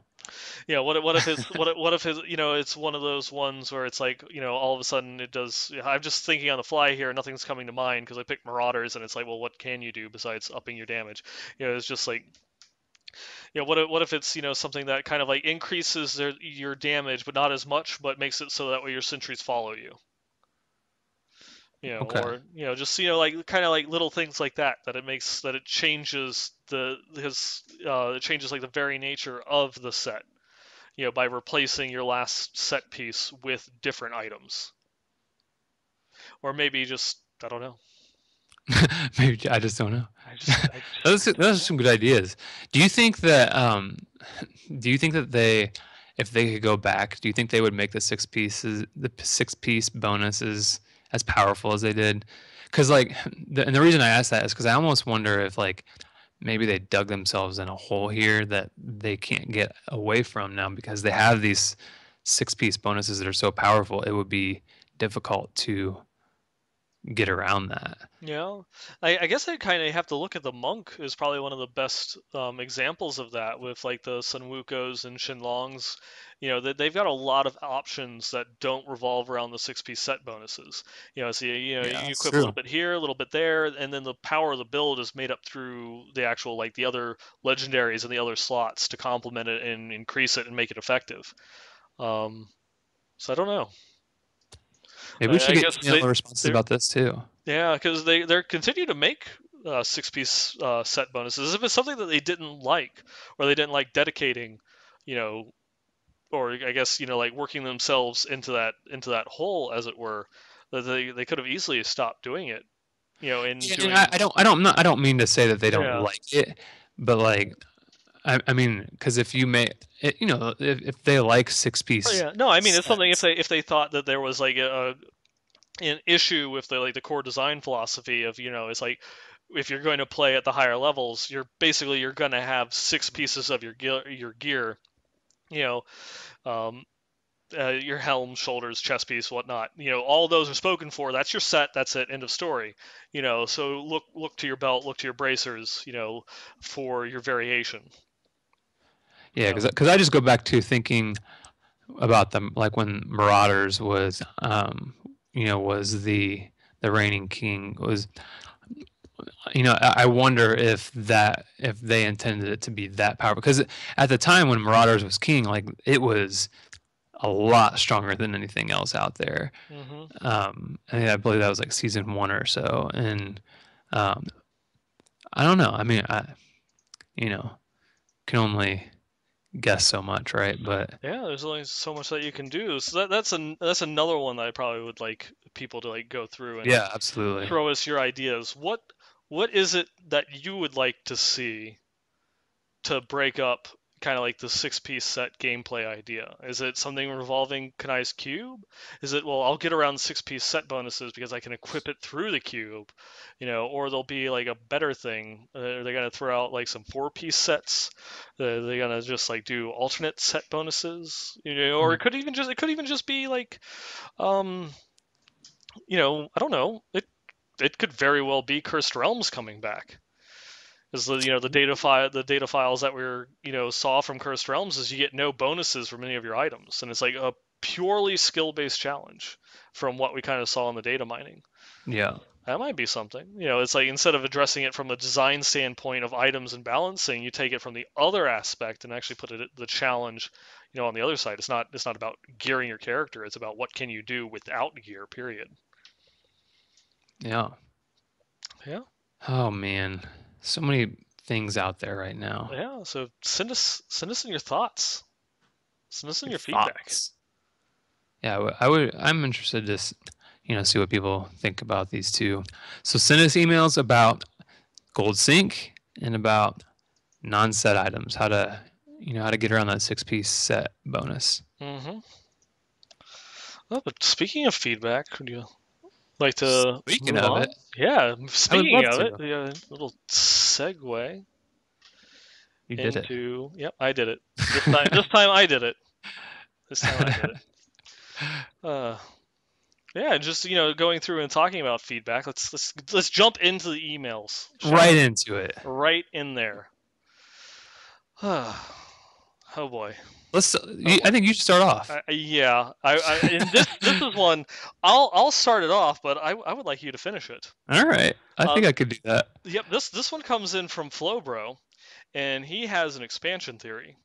And so get ready, because I have a feeling that High Seraph Tyrael is going to be making a reappearance very shortly. Spoiler alert. Spoiler Spoiler alert. alert. Uh-huh, I it's a don't know warrant. exactly what it's going to be yet, but I'll Uh-huh, let you know when the email's thinking it. done. Thinking it. But yeah, this one comes in from Flowbro, and it was just one of those ones, when we were um, talking about like the expansion, and for him specifically, like when he was going through like the ruins of Shesharon, and he just recently finished reading the Sin War trilogy and looking at the whole story of like Reaper of Souls, that in D1 and D2, it's like heaven is like this great power that is trying to protect us. Tyrael is coming down and giving us hope, and there's like the human champions in the Pandemonium Fortress that are helping to fight against Hell and stuff like that. But in the Sin War, as well as in D3, it's like, heaven's really not on our side. They don't really like us all that much, to begin with. So we're kind of like stuck in the middle, and we kind of have to look out for ourselves. And that at the end of Reaper, it kind of really goes and shows that it's like, okay, now the Nephilim could be the bad guy, and what it might be is if it's like building upon that, and then the fact that there's like a little event in Shesharon where there's some barbarians that are like, some barbarians that are corrupted, by evil that have been left over, since the destruction of Shesharon, and that we have to go and kill the last of them, in order to try and purge this corruption. What if they expand upon that further, and in the expansion we're fighting against other Nephilim? What if that is the bad guy, to fight against? It's not going to be Imperius. It's not going to be Reformed Diablo. We're fighting rogue Nephilim, like in the expansion type thing. So, do you want me to tell you why I don't think that's going to happen? Let's go. Hit me. All right. So, the reason that it's not going to happen. So, I will. I'll start out. I wasn't going to start here, but I'll start out with High Tyrael, or High Seraph Tyrael, Tyrael's twin brother. And so he came down to Earth before Tyrael ever did, long before. And so what happened was he and Adria had a love affair. You guys didn't know about this in the show or in the game, because they didn't talk about it because it was supposed to be kept on the hush hush. What happened was Adria convinced High Seraph Tyrael to kill off all the evil barbarians after Act 5 was done. But this is before the expansion starts. And so Adria, little do you guys know, was still alive after Act 5. And so yeah, so we're all dead. In the expansion, we're all starting new characters, all from the babies of High Seraph Tyrael and Adria. So we're gonna be babies. I was not expecting We're that. all fighting as babies. I have to admit, I was not expecting that at all. I wasn't either. It's like it started, and then it went that way, and it's like it's still going. Okay, all right. that is the cliff. Oh man, it's somehow still going, and I'm not even going to attempt to read some of the comments in chat right now. Oh man, I hope everyone knows I'm screwing around, because everyone's like, stop.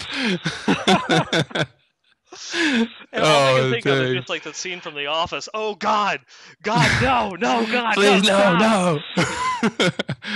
Oh man, we just keep bringing it back. It's not even my fault. Everyone's emailing us saying that they enjoy Lieutenant Lunatic Lore Corner.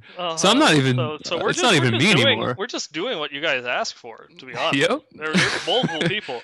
I think there's a grand total of what, four people that listen to the show that like your Lore Corner. Hey, I'm just giving the people what they want. Exactly. Okay, but in my defense, in all seriousness, I have been reading the books. I was telling Nineball earlier today, I woke up this morning. I was supposed to go for a run this morning. I ended up doing it after work, but I ended up waking up before work, and I read some of the Sin War. So I'm about 50 pages in, maybe. So wow. I'm pretty slow. I'm slow, but I'm getting chapter there. 1?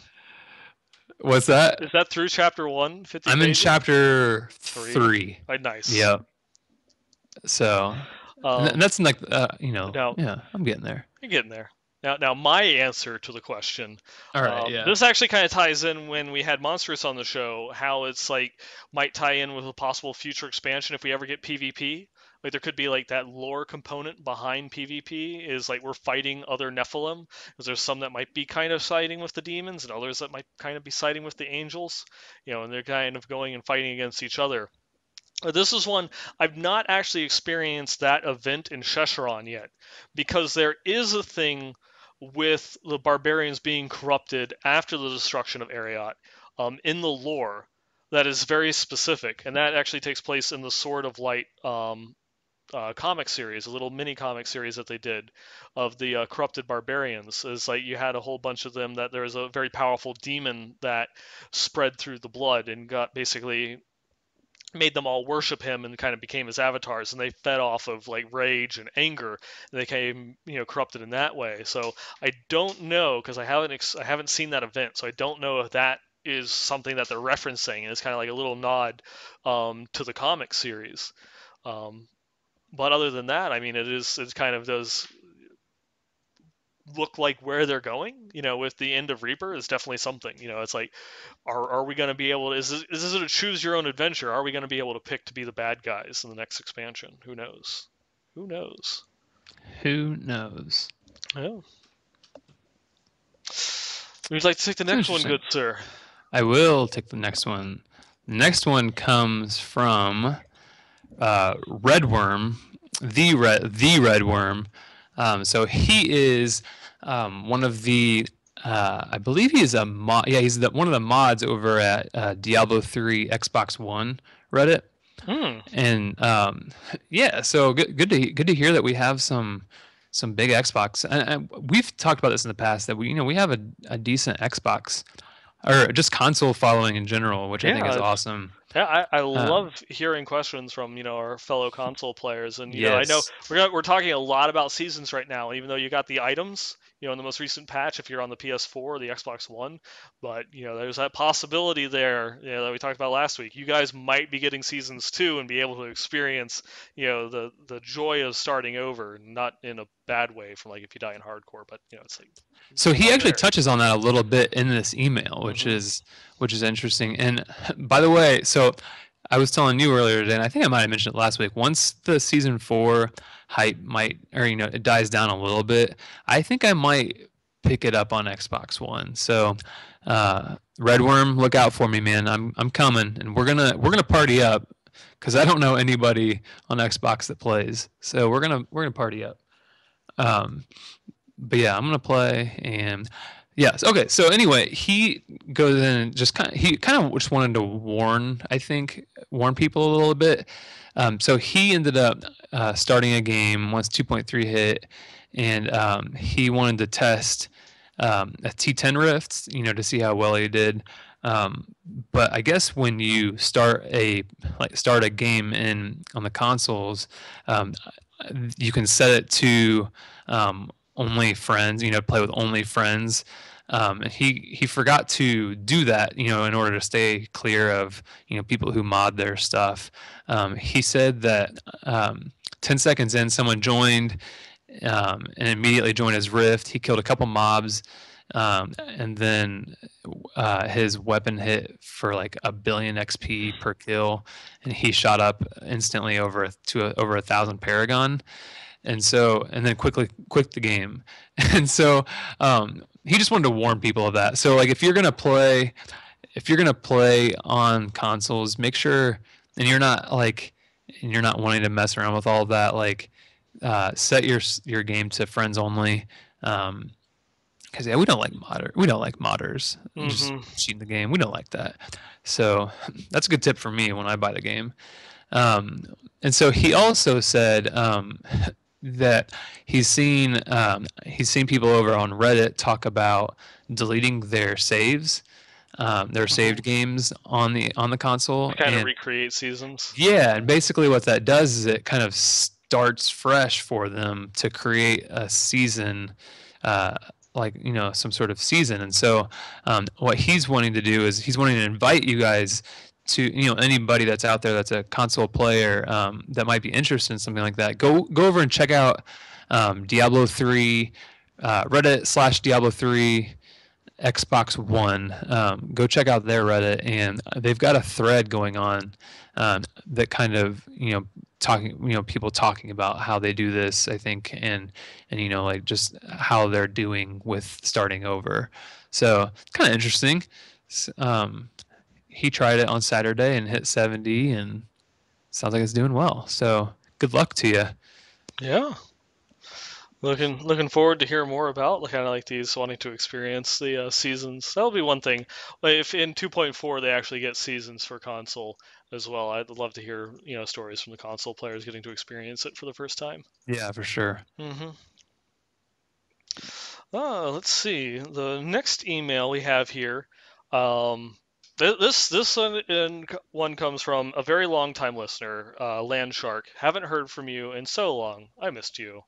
I'm glad that you're writing back in.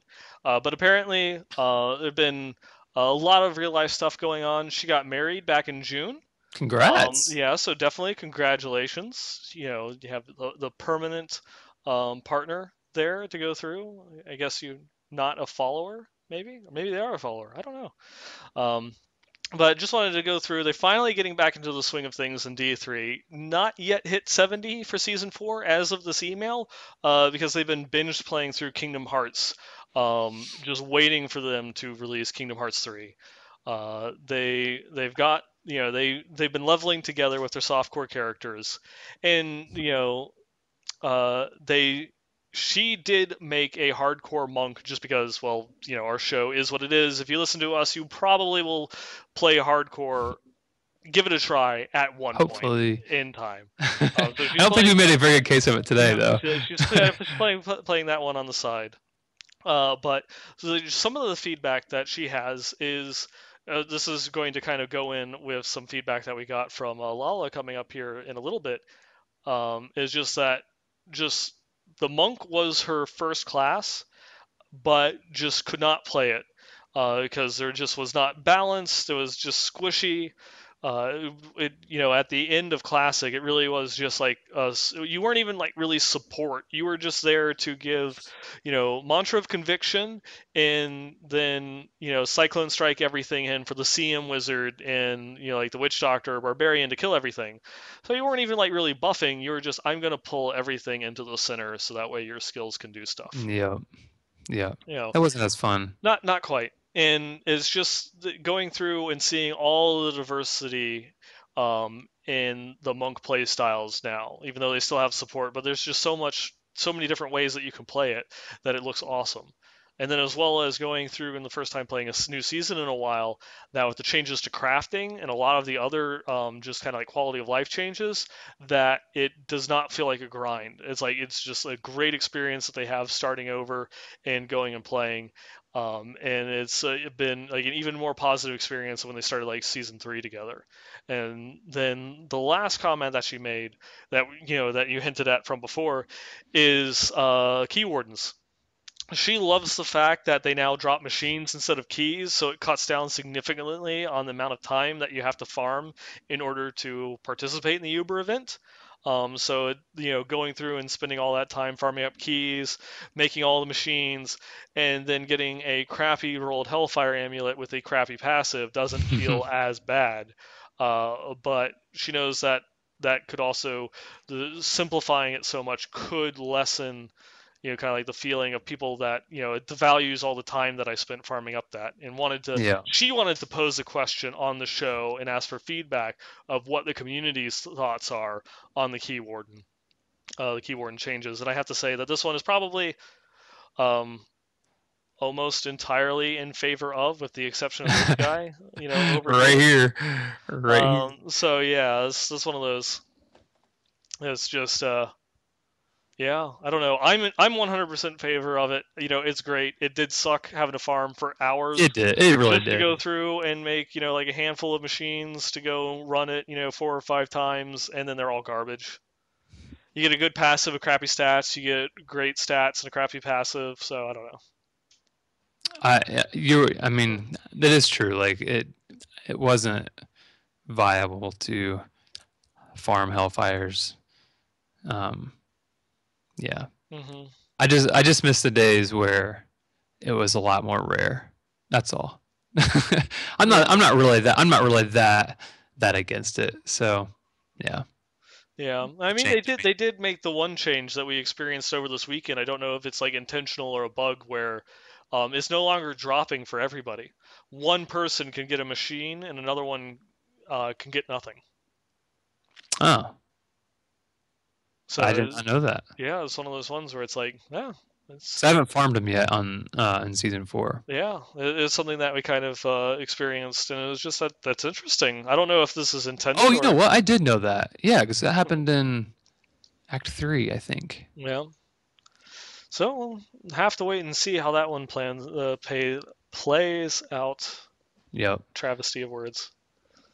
So, Thank you, Landshark, for yes, writing in. thank you. Definitely enjoyed hearing from you again. I think it's the first time since I've been on the show that she's written in. So, Hmm. nice to meet you. Yeah, there you go. Yeah. So the next email comes from Rabid Shrew, who I believe is in chat tonight. I Um, saw him earlier. yeah. So he said, starts out with "Sup, fellas," um, and he noticed that we were missing our intro music last week, so we brought that back this week.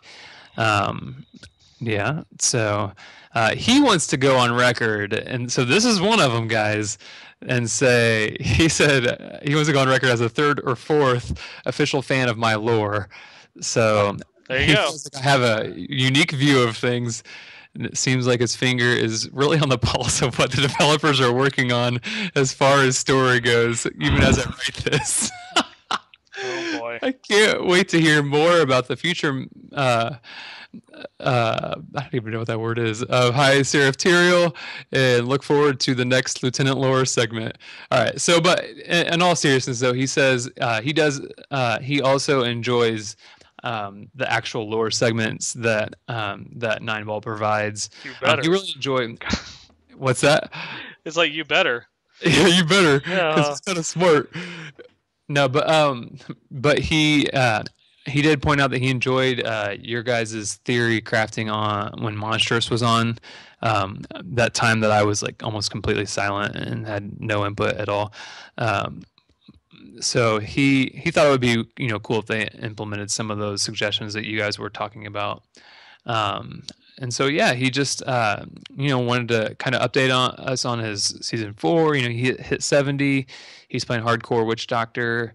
Um, and yeah, he just told us to keep up the great work, and he enjoys the 3-man lineups as well. So yeah, so we're still searching for that right fit Hmm. for the third spot. Yep. So It is something that we are still actively trying to do. So we'll see.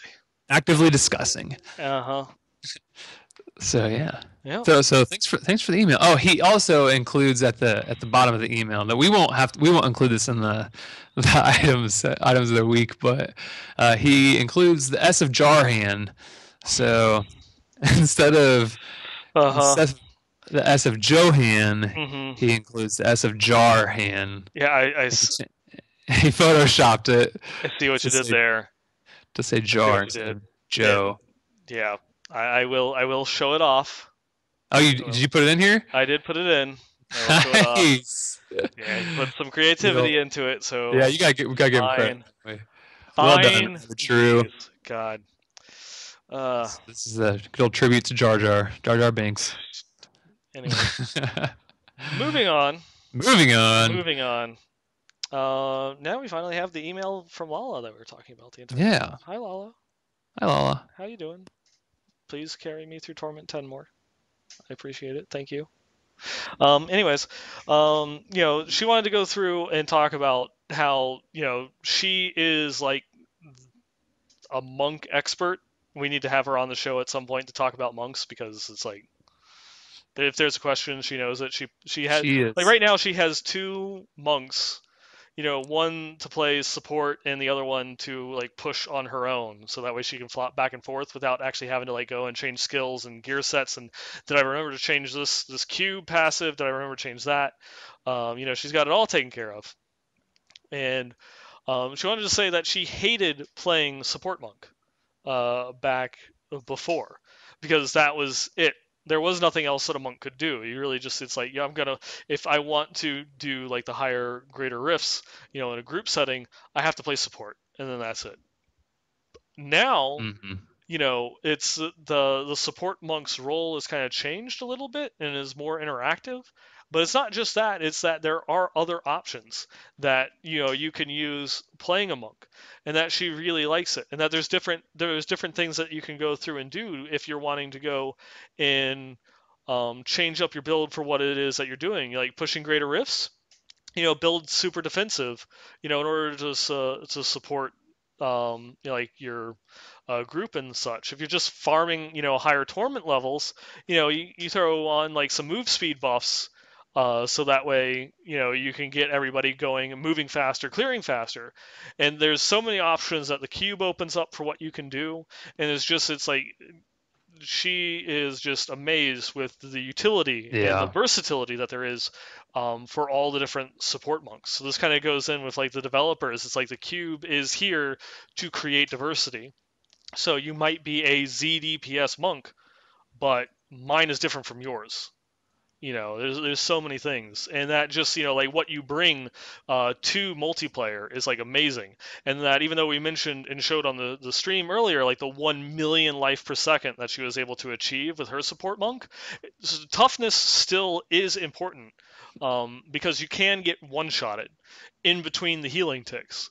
And there were times when we were going through and pushing, many times in fact, especially when she was going and pushing Greater Rift 60 with Leviathan, that it's like, up, I procced, push back, Yeah, I push heard her back, talking about push that. back, and there are other times. There's even one mob that like, they couldn't do. Molten Fire Chains, Avenger, Mallet Lords, not worth the time. Skipping it, move on, type thing. So it's like, it's even with all that support and how powerful that life per second is, it eventually catches up with you. You can't just go through, throw a support monk into your group and be like, I'm farming greater of 70. You're going to die if you don't have the support to back it up. As long as you can prevent yourself kind of from being one shot, you're going to be good. And then, but it's just like the end all be all is that you don't have to do that. Monks are in such a good place right now with like the burst damage that they can do, especially with the new set, the Uliana's monk builds, that you can earn your spot just from your damage. Yep. And it's just like, it's beautiful. She loves Because in it. the past, you had to play support if you Hmm. if you wanted to be competitive and play a monk.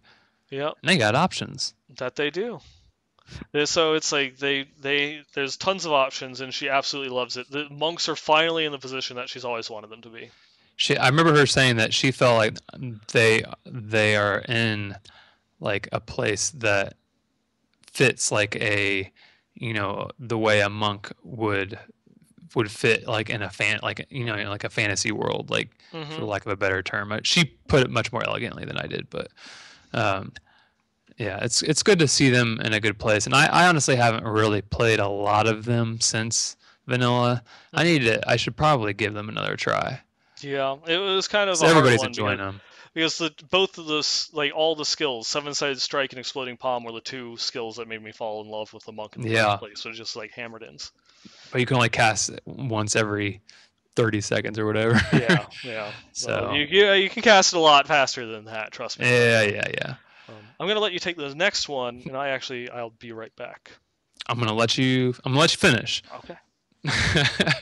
So next email comes from Scott, and Scott, he first of all he wants to talk about, he's not doing season this time around. He's got a lot of downtime, and so he's doing some other things while playing Diablo still. So it's good to see that you're still playing Diablo. Even if it's not like at the like at the season level. So it's what I think the game is kind of meant for, is to be a casual game for everybody. So just as long as you're having fun, that's the important part. Um, so he's got a few points that he makes in his email. So first of all, he talks about bounties, and he was talking about a bounty in, I believe it was the ruins of Cheshire on the new the new area and was wondering if they were bugged. And they are Blizzard is aware of a few bugged bounties, and so I know that they are working to get those cleared up. So yeah, I don't know off the top of my head um, if that was a like specific bounty that they were having problems with, but I know that was they are having a few problems with bounties. So the next question that he asks was mentioning uh, he plays five different characters that he wants to level up, and he's basically asking us what he thinks are the most efficient, like what items we think would be best for him to extract powers from for the cube. um, and so he says his main is probably a demon hunter, but he wants to make sure he's getting the best bang for his buck. And so my first thoughts immediately would be, if you're playing demon hunter, calamity is also obviously a great, uh, calamity is obviously a great uh, item to extract. I know a lot of people are using Furnace, Unity, Cinder Coat is a big one for a lot of classes for the armor. What do you think on that, Ball?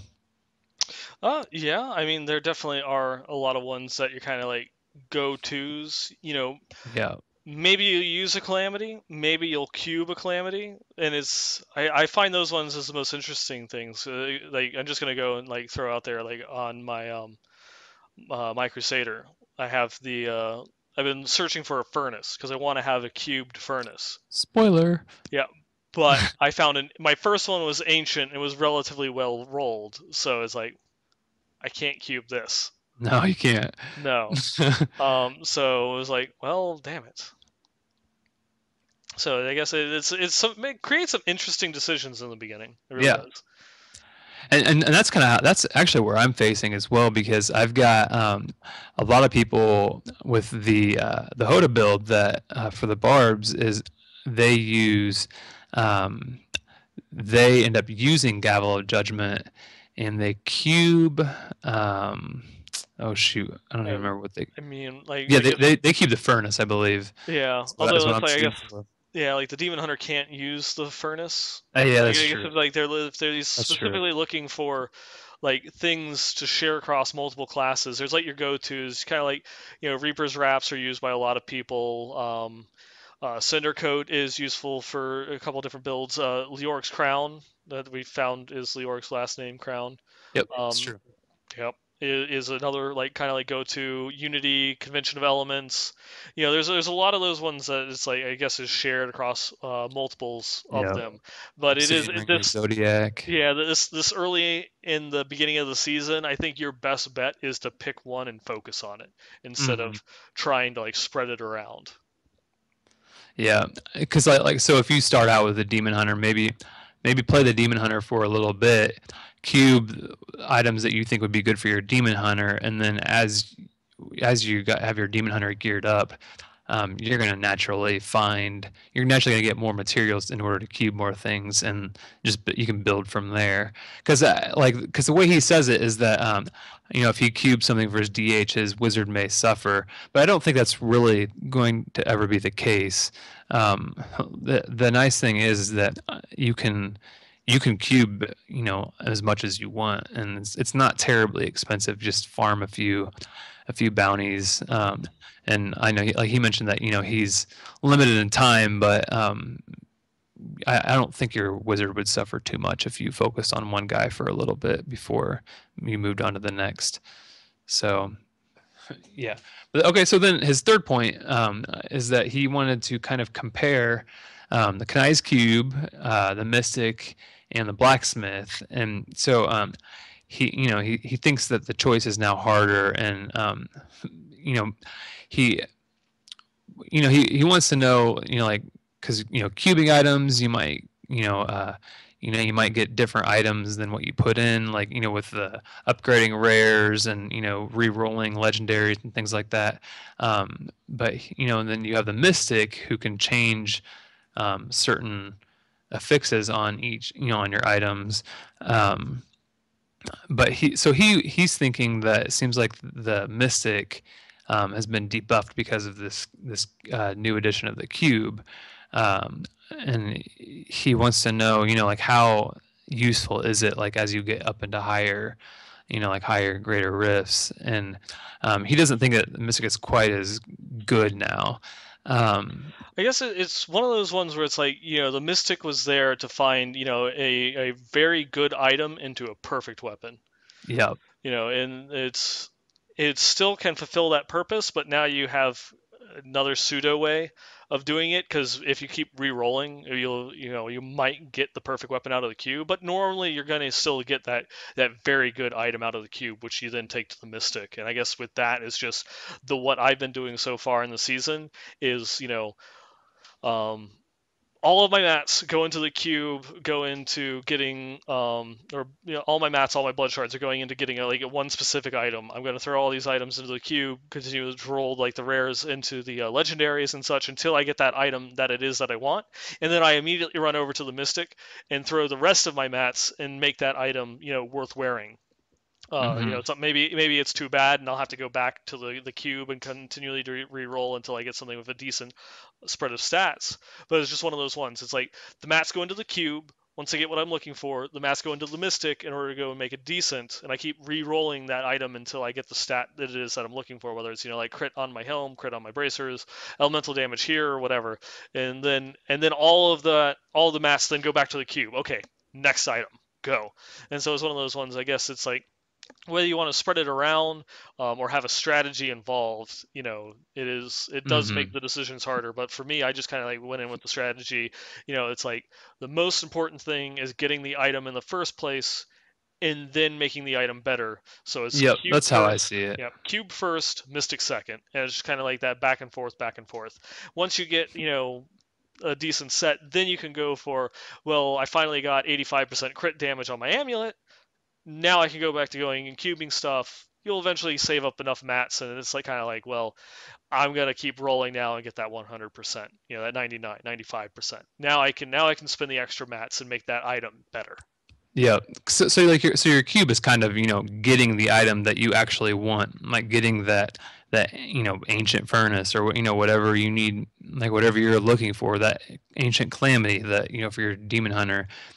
And then so I see the cube as getting that item, just accelerating that process. Hmm. And I still see the mystic as serving the same purpose as just fine tuning the item once you have it. Um, so like it's more of like a macro look at it for the cube, and then like a micro, fine tuning with the mystic. So yeah, good questions though. I like emails like that. Yeah, So thanks for sharing, Scott. yeah, yeah. Thanks, man.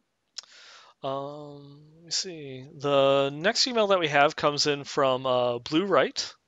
This is a story that he sent in. This is both sad and inspiring at the same time. So let's keep up with this one. This is he finally decided after going and listening to us rant and rave long enough. He's had enough. Okay, what is this hardcore business all about? So season 4. First time going and starting a seasonal hardcore character. Like, why not? Starting over from the beginning, perfect time to give it a try. Made a female crusader, took the weapon from Cormac, opened up an Nephilim Rift, Mm-hmm. died at level 6. Oh. Yep. So I was like, okay, all right. I'm playing. I had the difficulty at hard. Maybe rifts don't work so well when you're playing solo. All right, second Crusader. I'm going to take a weapon from Cormac. I'm going to go run some bounties here and there, and then transition into rifts. You know? All right. Okay, I made it to 70. Cool. All right. I got 2 pieces of Akans. I got 1 piece, of Seeker of the Light, 1 piece of Rollins. Okay, got Ancient Rift. Nice. It's all going good. It's doing good. Paragon level 41. Died again. Ah. Actually got going, got some gear going, was starting to build the sets, and then this one, kind of like really weighed on him. So it was like, okay, I'm going back to my non-seasonal barbarian. I'm just gonna play some, just gonna kind of like get that loss out of my system. But then after stepping away from that hardcore experience for just a little bit, it's like he thought to himself, well, time to get my ass back to level 70. I love this. Uh-huh. And so it's just, it's like having the gold, that having the items in the stash, having the Paragon points kind of like really lessened it. Hmm. So now Third Crusader has all those Paragon points, can go through, do more rifts, went and got a Leoric's crown, so it's back at level 70 and still living as of this email. So good luck. Expect maybe a couple more before the season's Yeah, end. That's just how it goes. don't hang on to But your character. Like, don't yep, be too focused on him. yep. And it's just one of those ones. It's just like, yeah, it definitely hurts losing that character. But I mean, you've already come back twice. I think you might be getting the bug, just a little bit, just a little Yeah. bit. You might be getting hooked there, but we'll have to wait and see. Blue, definitely look forward to the rest of your adventures throughout the rest of the season. So please give us updates. You're always here in chat, so come on. We know who you are. I look forward to hearing your hardcore adventures through season 4. Yes. Um, Good. and then I'm also glad on to the see people. I'm glad to see people, trying out hardcore and sharing their experiences oh with yeah, it because definitely. it's exciting. Like I remember when I first started hardcore, it's like it's exhilarating. Like when you first get going, and Mhm. yeah, it changes the way you play for sure. Yep. So And he did want to end with one last question of, is it true that percentage of hardcore players is much lower this season? In particular, you have Rays who's playing softcore now because the competition is there instead of hardcore. And this is something, a lot of high-end streamers have talked about. I know Quinn's talked about that. It's like um, the people that play to be competitive, wherever that larger focus of the competition is, will bring those competitive players there. So there's a larger contingent of competitive players in softcore. So some of the hardcore competitive players that are looking for more of a challenge, just like in the race, not so much for in the gameplay itself, are going over to softcore to kind of experience that race. hmm. It's not so much of a problem with hardcore. It's just that if more competitive players were playing hardcore instead of softcore, you would notice that there would be fewer people playing softcore and the transitioning over there. I don't think that that's really going to affect overall like the majority of gameplay because I think it's somewhere around only like 10% of all players play hardcore.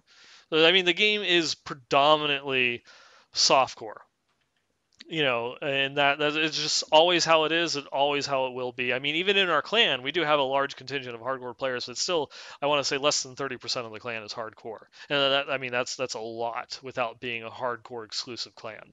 So it's just, that's just the way it is. It's not saying that hardcore is any less competitive. They're just kind of like looking at those other big names and being like, I kind of want to race with them type thing.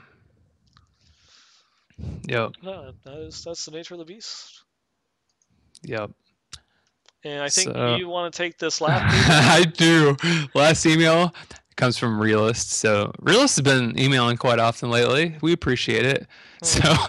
all they say is nothing to contribute other than Jar Jar must die. Props to you, keeping it I real. love it. There I you love go. it. There you go. Um, So that's it. That's yeah, that. we gotta get things rolling here because I've That got was a a lot of emails. yeah, it was a lot of emails. Obvious, I was like, oh wow, big week. It's like something happened.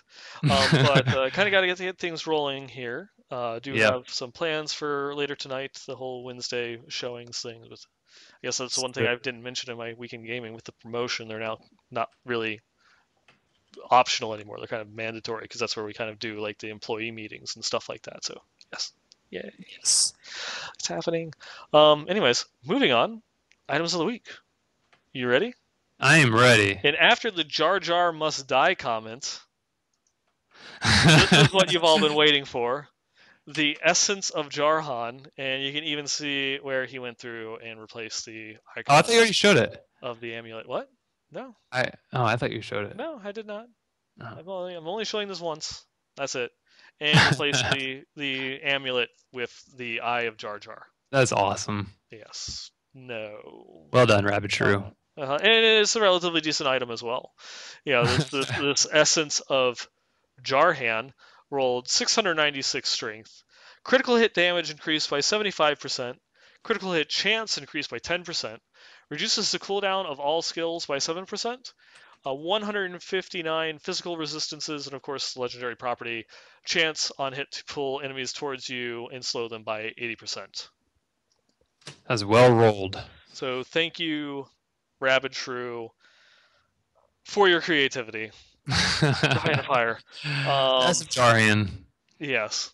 I think we're gonna start calling it that from now on. So No. well done, sir. Refuse. Well done. No. No. It's gonna rub off. Droth is Okay. already saying it in chat. Next item sent in Next item. by Bindak is an Ancient Yang's Recurve, one of the new items added in patch 2.3. This is both seasonal and non-seasonal to kind of push multi-shot ahead of Elemental Arrow for the Unhallowed Essence build, so that way the skill that it was designed for is actually more useful than another skill that it was not designed for. And this is, without having to nerf Ball Lightning, they just added in a new item that buffed multi-shot. So going through, this guy clocks in at 3,343 DPS, came with 9% damage, 994 dexterity, 828 vitality, always will roll with the reduces all resource costs by 50%, or actually that number varies. So this one I believe is maxed or at 50%. Is it like 40 to 50? I think is what it can roll, the variation. And then, of course, the re-rolled for the 12 maximum discipline, which is going to be the most DPS that you would get out of this item because of how Unhallowed Essence works. And the legendary property of multi-shots attack 50% faster. Are you reading chat right now? I am staying away from it. So they're coming up with all these names. Jarhana's Argument, Stone of Jarden, Jar Jar of Souls. Oh man, that's awesome. Jar Jar of Souls. Thank you, Leviathan. You cannot see my face palm right now, but I think you might be able to feel it through the monitor. Oh dang, that's awesome. This one comes in from, sorry, gonna butcher the name, Zevion, a ancient Immortal King's Boulder Breaker, clocking in at 4,675 DPS. That's high. That puts my poor, ancient furnace to shame. He's re-rolled the base damage because it already came with 10% damage. 1,243 strength, increases attack speed by 7%, increases the Call of Ancients damage by 53%, 22 maximum fury, and as always, ignores durability loss with a Ronald McDonald's for a socket in there. That's good looking. Yep. I haven't found my ancient yet. I've only got the regular. Yep. This one, next one was sent in by David. Wanted to send in an Ancient Blood Brother. That comes in at 4,136 DPS. Came with 10% damage, 1,422 strength, 1,446 vitality. Monster kills grant 225 experience, and the legendary effect of grants a 20% chance to block attacks. Blocked attacks inflict 30% less damage, and after blocking an attack, your next attack will deal 30% increased damage. It's a nice little passive defense offense mechanic that you have in there. Has not rerolled anything, not added a socket to it just yet, just found it. He sent in the screenshot as soon as they picked it up. So it's good to see that 10% damage. When you roll I love that. We have another Ancient Immortal King's Boulder Breaker that was sent in by Sean. Stop he sent in a couple items. The 4,379 DPS was re-rolled for the 10% weapon damage. 1,389 strength, reduces the cooldown of all skills by 9%, got the perfect increases Call of the Ancients damage by 60%, 24 maximum fury, ignores durability loss, and the Happy Meal for a socket. Dang. Yep. So that those damage numbers are so high. Those are things of beauty. Pure and simple. Well done, people. Also wanted to go and throw in an item that he found for his monk, a ancient flying dragon. Beautiful item. 4,408 DPS. Reroll 10% damage, 1,299 dexterity, increases attack speed by 6% plus 30 maximum spirit, and legendary property and chance on hit to double your attack speed with the Ronald McDonald's for the socket. Good looking. Mm-hmm. Continuing on, we have a couple items here from Mad Hamster, another monk weapon. This is one of the new ones. Um, the Ancient Lion's Claw, that is a one-handed fist weapon that rolled with 2,824 DPS, re-rolled for the 10% weapon damage, came with 887 dexterity. You has the 463 life per spirit spent, plus 15 maximum spirits. In has, of course, the legendary property. Your seven-sided strike performs an additional 7 strikes. Man. So really great, like absolutely beautiful item for the new Juliana's sets. No Happy Meal, though. I mean, this early in the season, probably just hasn't found one yet to throw on there. Mm-hmm. Yeah. So This makes me want to go farm. yeah. I also went through and sent in this Avarian? Oh God, I don't know. Uh, Avieran Spear of Lysander. Yeah, we'll go with that one. This one came in with 3,925 DPS. Reduces the cooldown of all skills by 9%, reduces all resource costs by 10%, 17,000 life after each kill, and chance on killing a demon to gain a random shrine effect. Mm-hmm. So none of those like kind of like retooled. It came with a socket, has not been re-rolled. So this is one of those ones, just kind of like one of these like kind of like revisited items, with a cool legendary property, that you can go through and kind of like maybe do some fun things with. This would probably be something fun to cube on early, like when you're farming, just so that way, Yeah.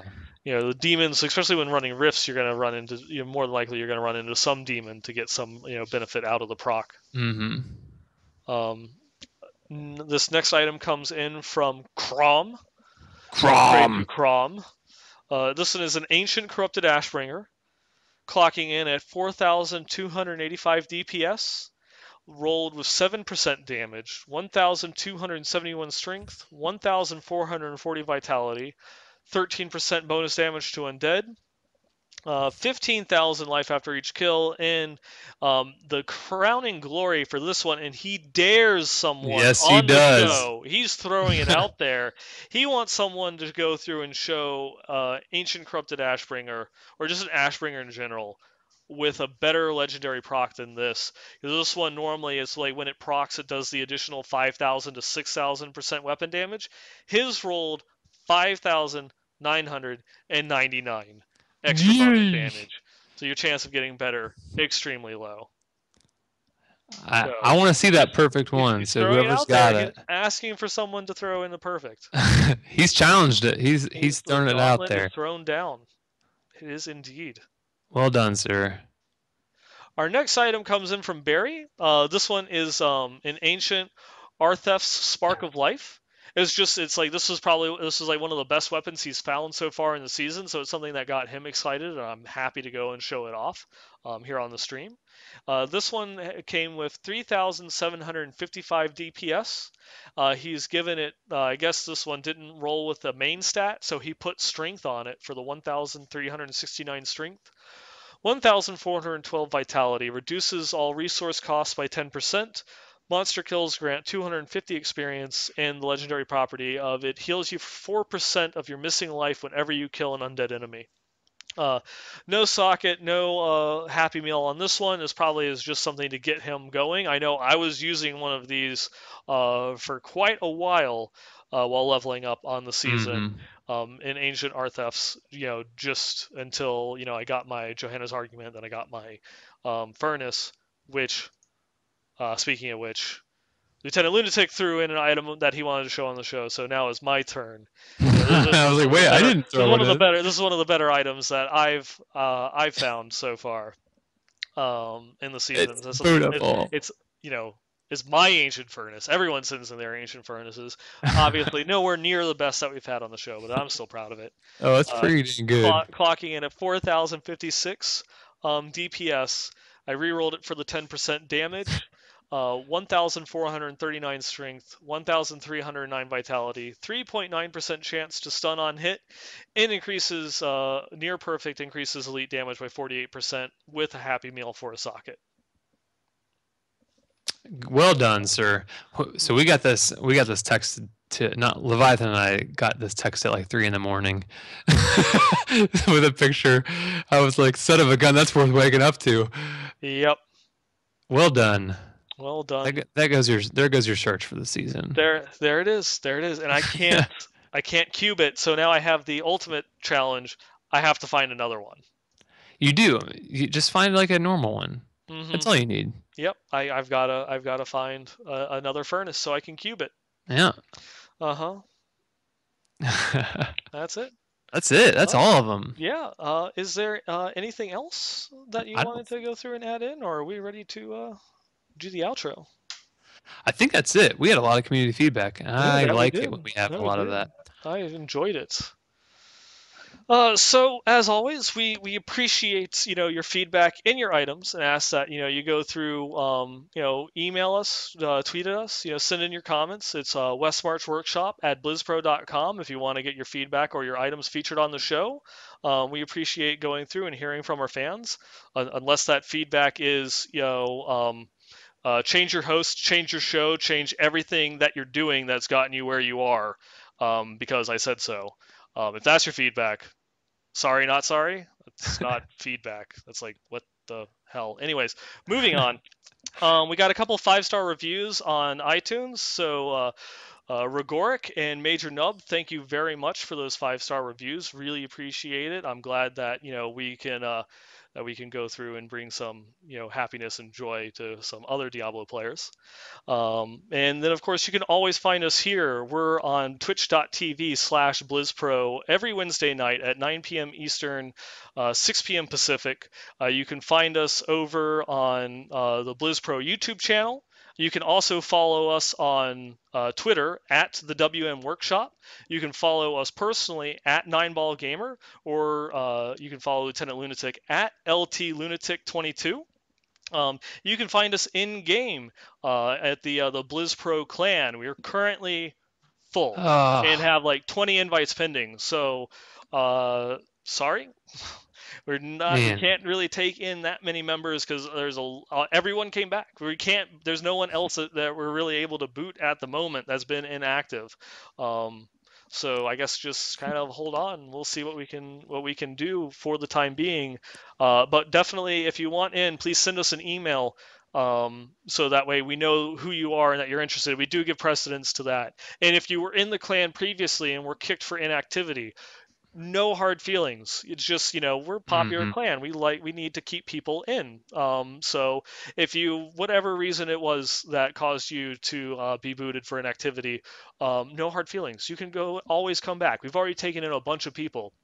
We do give a little bit priority to those that were in the clan previously, to get them, kind of rolling back in, just because, you were here, whatever it was that caused you to go inactive and get kicked. It's nothing personal. We'd love to have you back in. Yeah. But like you said, to echo that, do shoot an email because, I've seen a few in chat say, "Hey, I shot an invite or a request to the clan," and I'm not gonna remember. I'm sorry.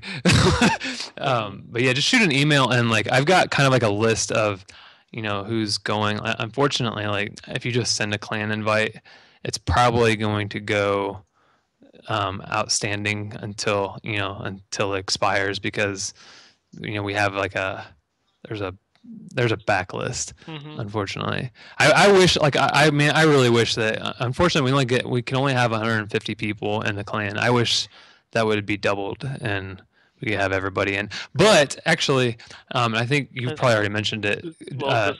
It's going to be probably the next thing that I mentioned is that even though that the clan is full, you can still chat with us anytime that you want, also in game.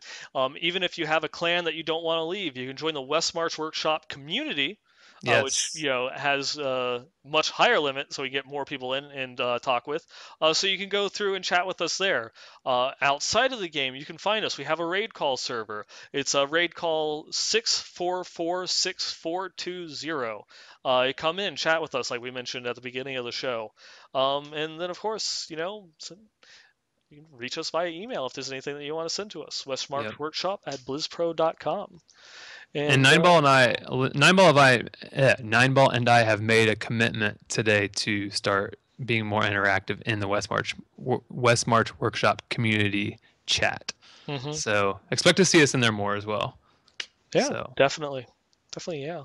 And with definitely, yeah. that, I'm closing out the show. Is there any last comments that you want to make? Season 4. It's it's here.